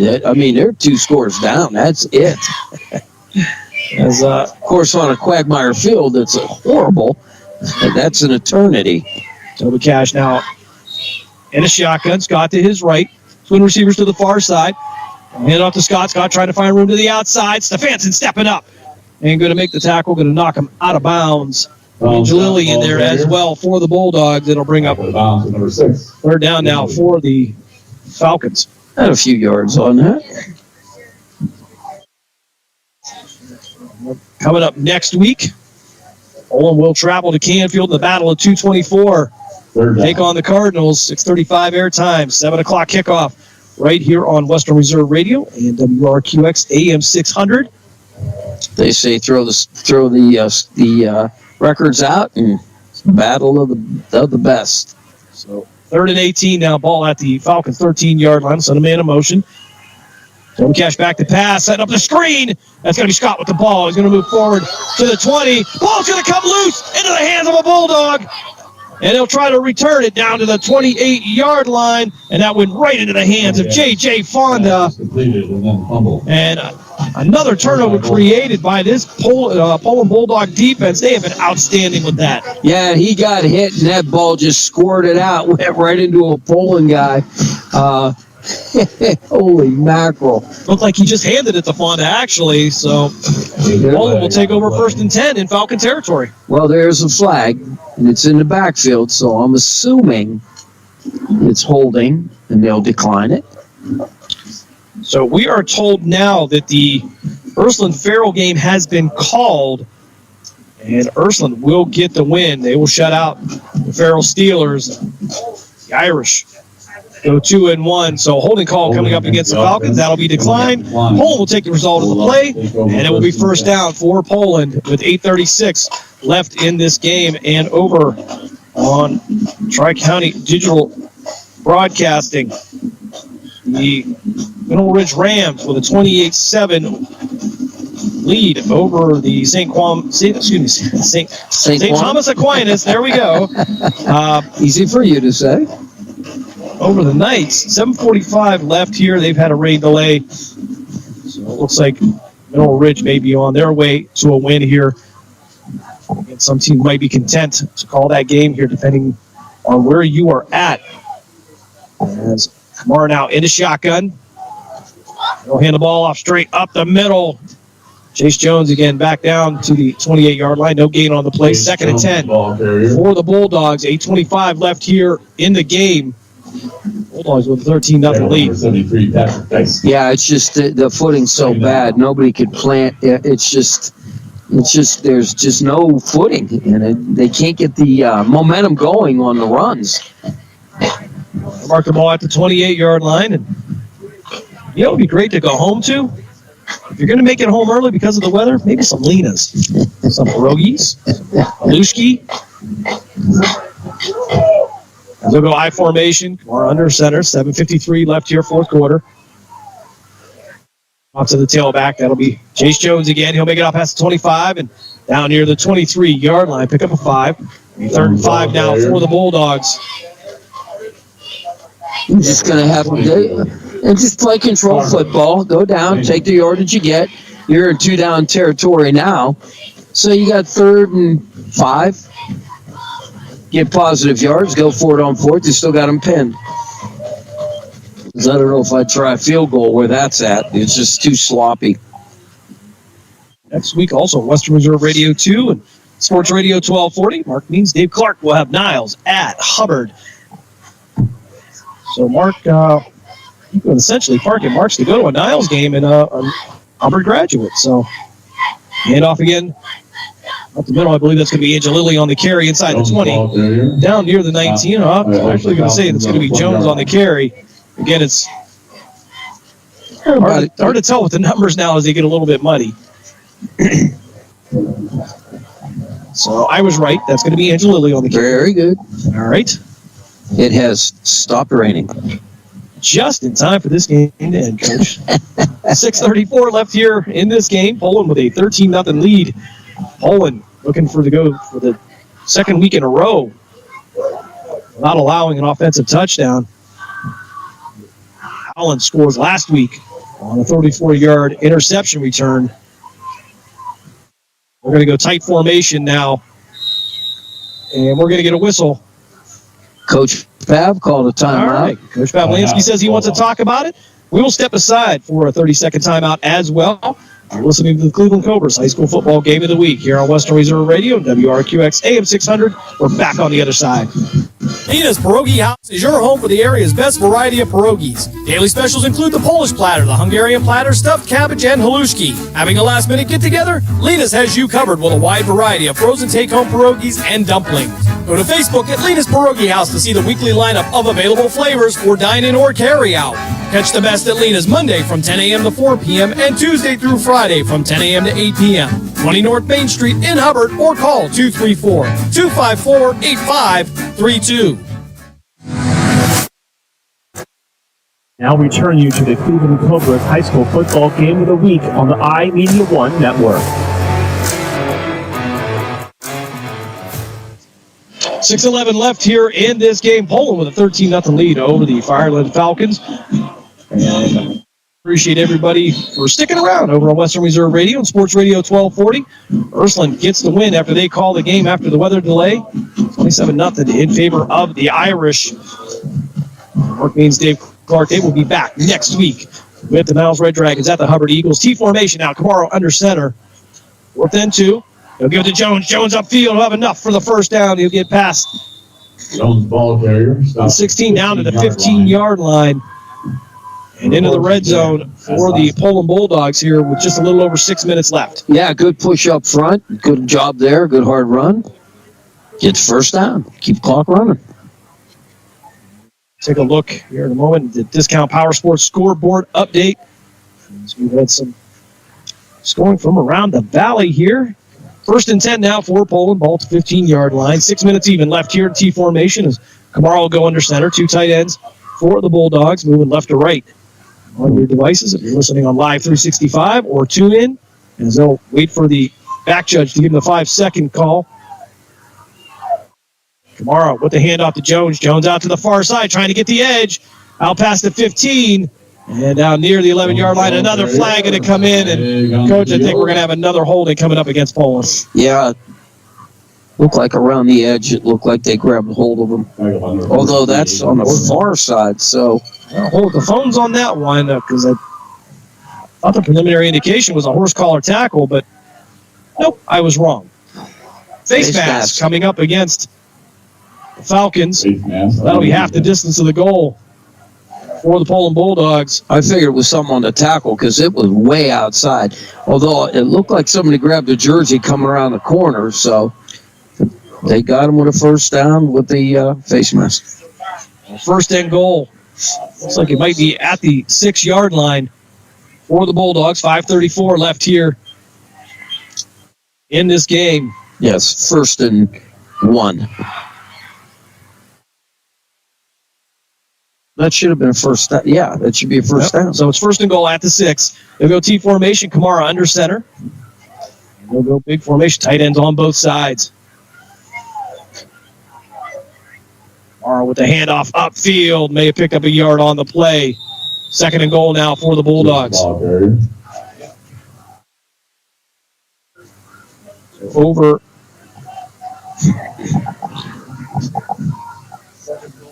Okay, so 2nd and goal now. I believe they're going to work the ball at the 5. 5:04 left here, 4th quarter. I think there was a little confusion down there, but I think they've got that worked out now. It should be second down because, it has to be. And I don't believe they've updated the scoreboard, but the marker is up. Yeah, So T formation again. Kamara now. They'll go under center. And they're going to wait for the back judge to give him the 5-second warning. Kamara now with the handoff to Jones. Jones upfield. And into the end zone. 4:27 of the 4th quarter. Poland adds 6 more on a 5-yard touchdown run by Chase Jones. Yeah, I don't understand the call because if it was a face mask, half the distance, that's probably what happened. Well, not much scoring here tonight. Wow. Poland has gotten into the end zone. 3 different folks again, Coach. We talked about how they spread the ball around here. It's really hard to defend a team when you don't know where it's going. Well, I'll give all the credit to Farrell now. They've done a great job against Poland. I know they're 3 scores down, but I'll tell you what, they had to battle to get those 3 scores. So, they got stuff to build on. Chase Jones with his first touchdown of the 2024 campaign. Josh Maseko to hold. Stefanson for the kick. And it's going to be a low one. It is low. And no good. So 4:26 left here in this 4th quarter. We'll keep it right here during the Lena's 4th quarter on Western Reserve Radio, WRQX AM 600. Take a look at some scores around the area on the Discount Power Sports scoreboard update. And Valley Christian and Brookfield, they're still in a tight one over there. 8-6 in favor of Valley Christian. Camel and Champion, the Red Devils, they lead the Golden Flashes by a score of 24-15. Western Reserve and Columbiana now all tied up at 7. Massillon Perry takes a 9-7 lead over Warren Harding. Olmsted Falls 35, Canfield nothing. I don't know the last time I saw a Canfield team shut out. They are in danger of that right now. And I feel bad for Coach Ignazio. I mean, this is tough for him, but, first year, new coach, all the stuff. Yeah, fill in the shoes of Coach Matt Lansky, incidentally, over in Canfield. Absolutely. Used to love the battles there between Pole and Canfield, between the brothers. That was really nice. Yep. South Range now, shutting out Barberton 38-0. St. Clairsville with a 14-7 lead over Beaver Local. And Wyndham with a 12-8 lead over Jackson Milton. Boardman still with a 15-0 lead over Cheney. Cardinal Mooney 14, Steubenville 11. That last reported in the 3rd quarter. Crestview 14, United 0. West Branch 41, Girard 7, Coach. Interesting there. And Niles looks like they may pick up their first win, 18-0 over Lakeside. Currently, Lakeview gets a safety, but they trail Liberty by a score of 6-2. Stefanson on to kick off here. Baseball score. Yep, 3rd inning over there. So Stefanson on to kick off at 4:26 left here, 4th quarter. Of course, all kickoffs. If I repair that glass, Dave got a little bit ahead of me on that. That's all right. He got us quick. Accidents happen. That's why you need Repair That Glass, offering a full range of automotive glass repairs. For an appointment, call 330-534-3192. And while you're waiting to get your windshield repaired, just go over to Lena's. That's the best variety of pierogies in the area. I like how you led into that. That was amazing. I like that. Visit Lena's on Facebook to see the weekly lineup of available flavors for dine-in or carry-out. Call Lena's at 330-254-8532. I wonder if she does fruit ones like an apricot and a liqueur. I always like the liqueur. I believe there was, if I'm not mistaken, there was one that was a cheeseburger pierogi. Yeah. Well. Everything that I love would be right there in my... You can get a dozen of them. It's like eating a dozen little hamburgers, cheeseburgers. It's the fans of the kickoff. And the rain started again. And just as we thought we were in the clear here, this one going to be a line drive picked up near the 7-yard line. Falcons will bring this one up past the 15, 25, now near the 28-yard line. 28-yard line. That's going to be Andrew Pollock on the return, the 5'10", 160-pound sophomore. Andrew Pollock on the return. Falcons now trail Polo by a score of 19-0. Of course, we're looking forward to next week as well as we head over to Canfield for the Battle of 224. You know what's nice is? Band member, your son for Poland, Carol's 2 grandsons for Canfield. That's terrible. Canfield. Well, what are you going to do? Twin receivers to the far side now. Toby Cash in his shotgun. He'll send his wing from the left to the right side. 4:19 left here, fourth quarter. I'll hand this one off in the backfield. Contact, nowhere to go. Colin Scott going to be brought down in the backfield. And we have an opportunity here. 4:08 left here, fourth quarter. We'll step aside for station ID. You are listening to WRQX AM 600, The Patriot, a Cumulus media station. WRQX, Salem, Youngstown, Warren. We are AM 600, The Patriot, a Cumulus media station. 3:48 left here in this game. Toby Cash in his shotgun. Single receiver to each side. They'll move the wing from the right to the left. That'll be Barry. Ball on the ground, and Toby Cash will have to cover this one up. They'll bring up third down now. They'll lose a couple of more yards on that. Clock will continue to run with 3.5 minutes left here. We didn't get a number on that last play. It was Peyton Miller that got in there and did a great job knocking him down. It's really hard to tell with that group mentality. You know, here go, I go. So again, we talked about, we joke about the Poland offense, but again, they have been outstanding here. I can't remember the last time they gave up one offensive touchdown against Salem in the third quarter of that game. Yeah. Since then, it has been points have been hard to come by against Poland. Yep. They've done a great job defensively. Their coordinators is a great job. Man in motion here from left to right. They'll get it off on a jet motion. Ball on the ground, and Poland's going to recover this. They'll be inside the 20-yard line. We'll see where they're going to mark it here. 2:49 left here, fourth quarter. Falcons going to turn the ball over again. That's another aspect of this Poland defense we've been talking about. It's been turnover after turnover, fumbles, interceptions, and it's been because of the initial contact they make. Yeah, he did a great job. I mean, he hit him. It was a jet sweep, but he just was able to clobber him and cough that ball up. And you got to remember, these balls are wet and these balls are muddy. And it don't take much sometimes. If you don't keep that thing high and tight and keep them arms wrapped around, when a big hit with one arm, it's going to pop out of there. Which is okay with the coaches. They never have a problem with it. Yeah. As long as you're the one that's getting on the fumble.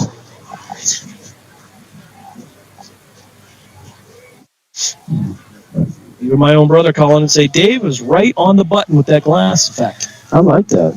I want to thank him and his mom, Harriet. They were house sitting the dogs tonight. Lindsay and Queso are kind of getting spoiled right now. I don't know if they're going to want to come home with me as the officials trying to work something out here right around the 22-yard line, but Poland will have the ball first and 10 at the Falcon 19-yard line. 2:49 left here. Poland with a 19-0 lead. We were talking about the Canfield game.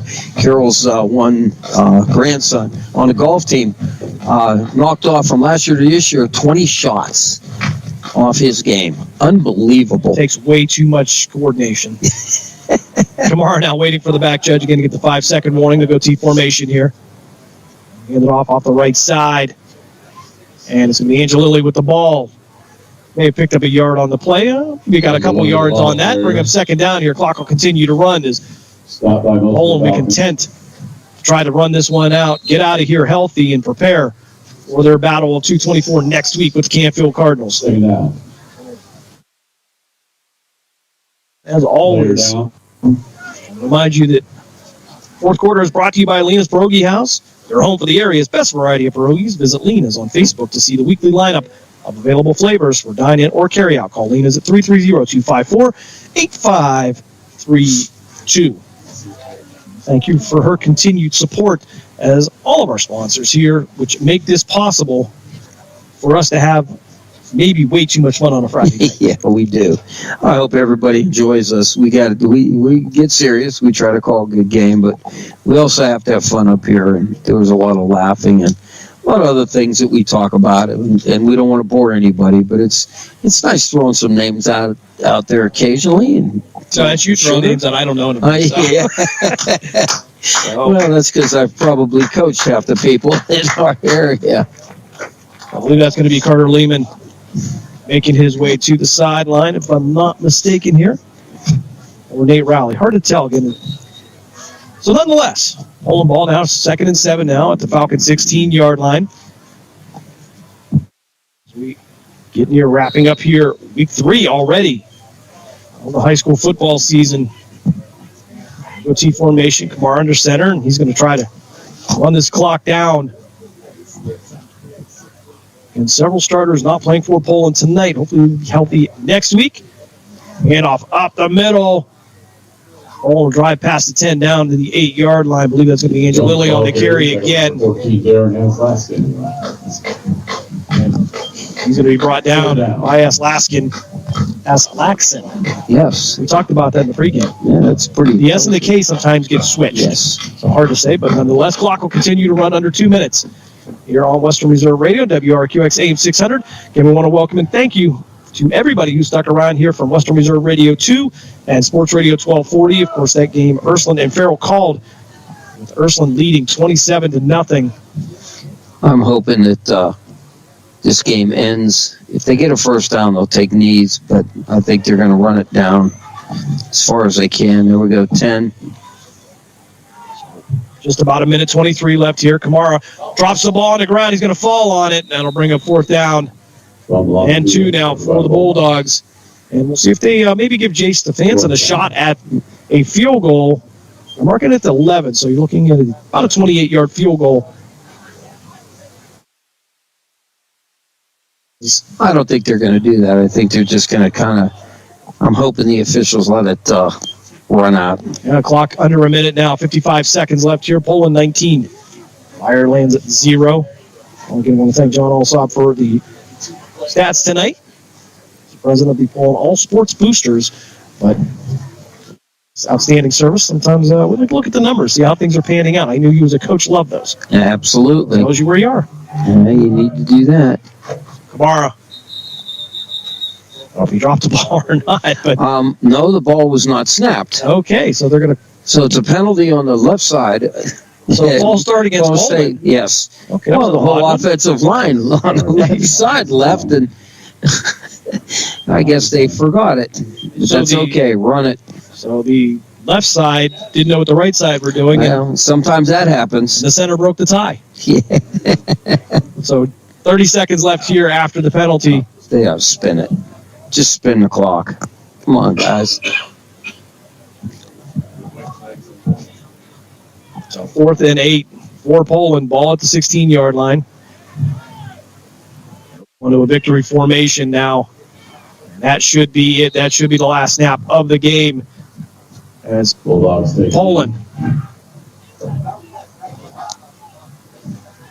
will end up at the end of this 3-0 on the season. Firelands will fall to 0-3. But you see some of the strength of Firelands here with the slower game, with the rain coming down. Sure. They can compete with folks. And absolutely. And certainly they showed that tonight. But Poland, defensively, again, outstanding. Multiple turnovers again. And they look like they are going to get the shutout. As Firelands actually going to maybe take a shot downfield on this. We'll see. Toby Cash in the shotgun, a wing to the left. Twin receivers to the far side. And who's going to hand this ball off up the middle. And it'll be brought down near the 23-yard line. And that should wrap it up here from Oberlin, Ohio. Poland's going to get out of here with a 19-0 win over the Firelands Falcons. So So we will step aside for a timeout. When we come back, post-game show here as we wrap it up. From Oberlin, Ohio, you are listening to the Cleveland Cobras High School Football Game of the Week here on Western Reserve Radio, WRQX AM 600 The Patriot, as well as Sports Radio 1240. We're back on the other side of this break. Nina's Pierogi House is your home for the area's best variety of pierogies. Daily specials include the Polish platter, the Hungarian platter, stuffed cabbage, and halushki. Having a last-minute get-together? Lena's has you covered with a wide variety of frozen take-home pierogies and dumplings. Go to Facebook at Lena's Pierogi House to see the weekly lineup of available flavors for dine-in or carry-out. Catch the best at Lena's Monday from 10 a.m. to 4 p.m. and Tuesday through Friday from 10 a.m. to 8 p.m. 20 North Main Street in Hubbard, or call 234-254-8532.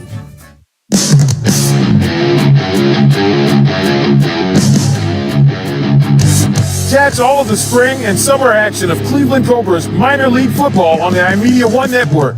Follow the Cobras as they compete against teams from around the region and beyond in pursuit of a premier amateur football league championship.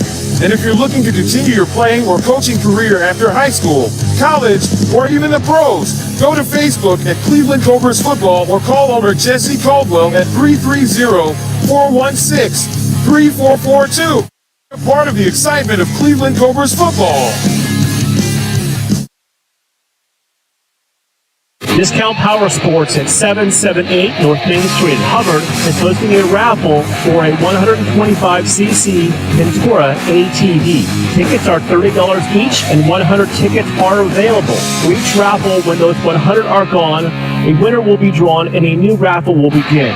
Tickets can be purchased at any Hubbard home game or at 778 North Main Street or by calling 330-717-4441. $1,500 each raffle will go toward a scholarship for the Hubbard Youth Coalition. Accidents happen. That's why you need Repair That Glass. Specializing in windshield replacement and all other auto glass, we offer a full range of automotive glass repairs. Our technicians can do everything from minor chip repair to a complete replacement. Your windows don't go up or down, they can fix that too, along with custom glass work and antiques. Repair That Glass is a family-run business for over 40 years. Repair That Glass. Call for your appointment now at 330-534-3192. We now return you to the Cleveland Cobras High School Football Game of the Week on the iMedia One Network.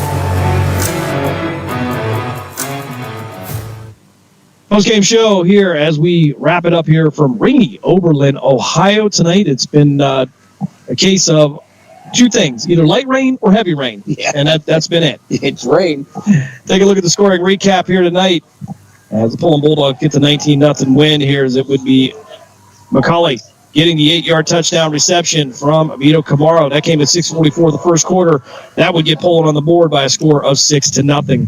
At 3:32 of the first quarter, it would be Vito Camaro on a 42-yard run. He'd get into the end zone. They would convert on the extra point. It would make it 13-0 at the half. No scoring until 4:26 was left in the fourth quarter, and Chase Jones would get into the end zone on a 5-yard touchdown run. Did not convert on the extra point. And that brings us to our 19-0 score. And aside from the weather issues, ball handling, another great performance by Poland. Offensively, very efficient. Defensively, again, we talked about the fast and physical part of the Bulldogs, creating those turnovers. They are in a great position to meet Canfield next week. Yeah, and keep in mind that they had I believe there was 5 starters that were out. So that also was a factor today. But again, they did what they had to do. They came up here in some slop and got it done, and that's all that counts. Take a look at some of the numbers from the game. First downs in favor of Poland, 21-10. Poland rushed 48 times for 174 yards. Coach, talk defense here. Falcons, 22 carries, 1 yard. Yeah, again, we talked about Poland's defense. Let me tell you what, they were sturdy tonight. Poland not much through the air tonight. They were 1 for 3, and that one completion was an 8-yard touchdown pass to McCauley. And the Falcons 1 for 6.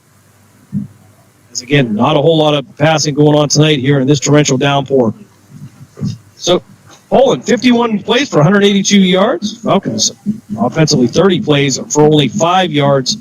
Poland holding the Falcons offense to 0.2 yards a carry.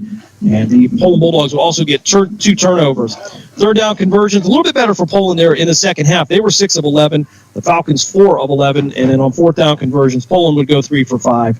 And the Falcons 0 for 1. Individual stats here as we wrap it up here in the post game. And Vito Kamara 1 for 8. And McCulley, 1 reception for 8 yards. In terms of rushing, it would be Vito Kamara, 15 carries, 103 yards. An outstanding yardage pick as far as average. You can't really complain about that. Chase Jones, 22 carries for 90 yards. Pano Zipolidis, 4 carries for 15 yards. And Angelo Angelilli, 3 carries for 6 yards. For the Firelands Falcons, Liam Tobicash, 1 for 5 for 4 yards. And receptions would be Max Stinson, the only reception of the night, would go for 4 yards. Colin Scott, he carried 12 times for 15 yards, but again, that Poland defense stifling there. And again, we're really looking at a great matchup here. Canfield, though, down right now, and again, uncharacteristically being shut out, as those two teams will meet next Friday right here on Western Reserve Radio, WRQX AM 600, The Patriot. And we'll take a look at if we can get this to reload here, Coach. The Discount Power Sports scoreboard update here one last time here before we get you out of here. As we wrap up this rainy night in Oberlin, we'll look at Austintown Fitch shutting out Glen Oak 28-0. Champion they have come back in the fourth quarter to take the 25-24 lead over Camel. Western Reserve and Columbiana all tied up at 7. East Palestine 10, Bridgeport 0. The Hubbard-Howland game, no update on that. That game was delayed and was scheduled for an 8:30 start.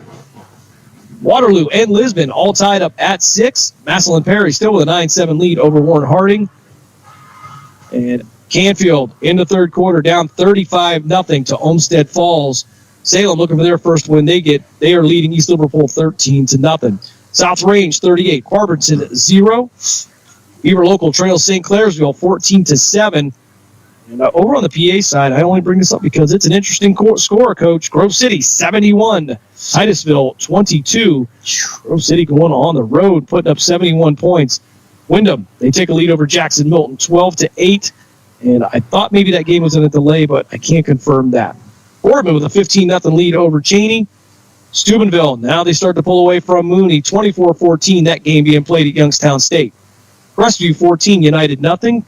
And over on Western Reserve Radio 2 and Sports Radio 1240, Ursuline got the win 27-0. Of course, that game with Mark Means and Dave Clark. West Branch all over Girard 41-7. Niles shutting out Lakeside 18-0. And in the third inning, Liberty 6, Lakeview 2. Mobile, they finished the night with 47 points. They knock off Tuscarawas County 47-8. Clearview leading McDonald right now 12-7. And Mineral Ridge, no problem with St. Thomas Aquinas. Mineral Ridge will get the win. Matthews will get their first win of the season. They knock off Newton Falls by a score of 20-0. And I don't believe that is final. I believe they're late in the fourth quarter on that one. Sharon 42, Slippery Rock 0. Geneva, at last count, was leading Springfield 13-7. And Struthers, they get the win over Doane Community 40-6. Wilmington 14 and New Bedford 7. And finally, Youngstown East Golden Bears with a 28-0 lead over Cleveland JFK. And Coach, another great slate of games here in the Valley on a rainy night. Again, we look forward to next week as the Bulldogs will remain on the road, kinda. You just go about 5 miles west. You're in Canfield. Yeah. Should be a fantastic crowd there for the Battle of 224. Always is. Canfield, Poland, they'll go at it right here on on Western Reserve Radio and WRQX AM 600. And then over on Western Reserve Radio 2 and Sports Radio 1240, we'll have Niles at Hubbard. There we go. And we want to remind you tomorrow. Football's not over for us this weekend, Coach. Tomorrow, the Grove City Wolverines will kick off their 2024 campaign with our own Mark Means, as they will take on the Geneva Golden Tornadoes. The Grove City Wolverines headed deep into the playoffs last year, and I think, you know what, my gut tells me they may even go a little further this year. Yep. And then our Penguins play Saturday. Yes, they will kick off their home schedule tomorrow at Stambaugh Stadium there, and certainly we hope the best for the Penguins. Young man starting at quarterback there that we're all familiar with from Springfield. Yes, indeed, Mr. Bro Brungard. And the last Brungard to wear number 12 at Youngstown State University, of course, his father, Mark. Which is, again, we have talked about it for years. What a great family. Very good tradition over there and good Christian people. Yeah, certainly a fantastic group of folks over there. We covered Springfield for several years there in the New Middletown area, and you can't ask for a better group of people. Before we wrap it up here, I want to thank all of our sponsors, Jesse Caldwell and the Cleveland Cobras, Malutic Live, Repair That Glass, the Mahoning Valley Federals, Discount Power Sports, Lena's Pierogi House, and of course Brian Tolnar and Mill Creek Metro Parks Golf Course. They have been constant supporters of the iMedia One Network, and we appreciate it. Also want to thank the administration from Firelands here as they treated us so well tonight here. Food up in the press box, all the drink you can have, and helped us out with a lot of things here. And certainly we love to work with these folks here and have a good time here. But we also want to thank Brian Banfield and the administration at Poland for having us as well as we cover the Poland Bulldogs here in this 2024 season. So for the coach, Bob Gessler, for Matt Craven and Dave Ferris back in the Gessler Propane Studio, I'm Jim Craven. Thanks for joining us tonight here in Oberlin, Ohio, as Poland, they get the win 19-0 over the Firelands Falcons, and we hope to see you next Friday right back here on WRQX AM 600 The Patriot and Western Reserve Radio. The Bulldogs travel to Canfield to take on the Cardinals. We hope you have a fantastic football-filled weekend. We'll see you again next week. Good night, all. Thank you for joining us for this special presentation of Western Reserve Radio. And we now return to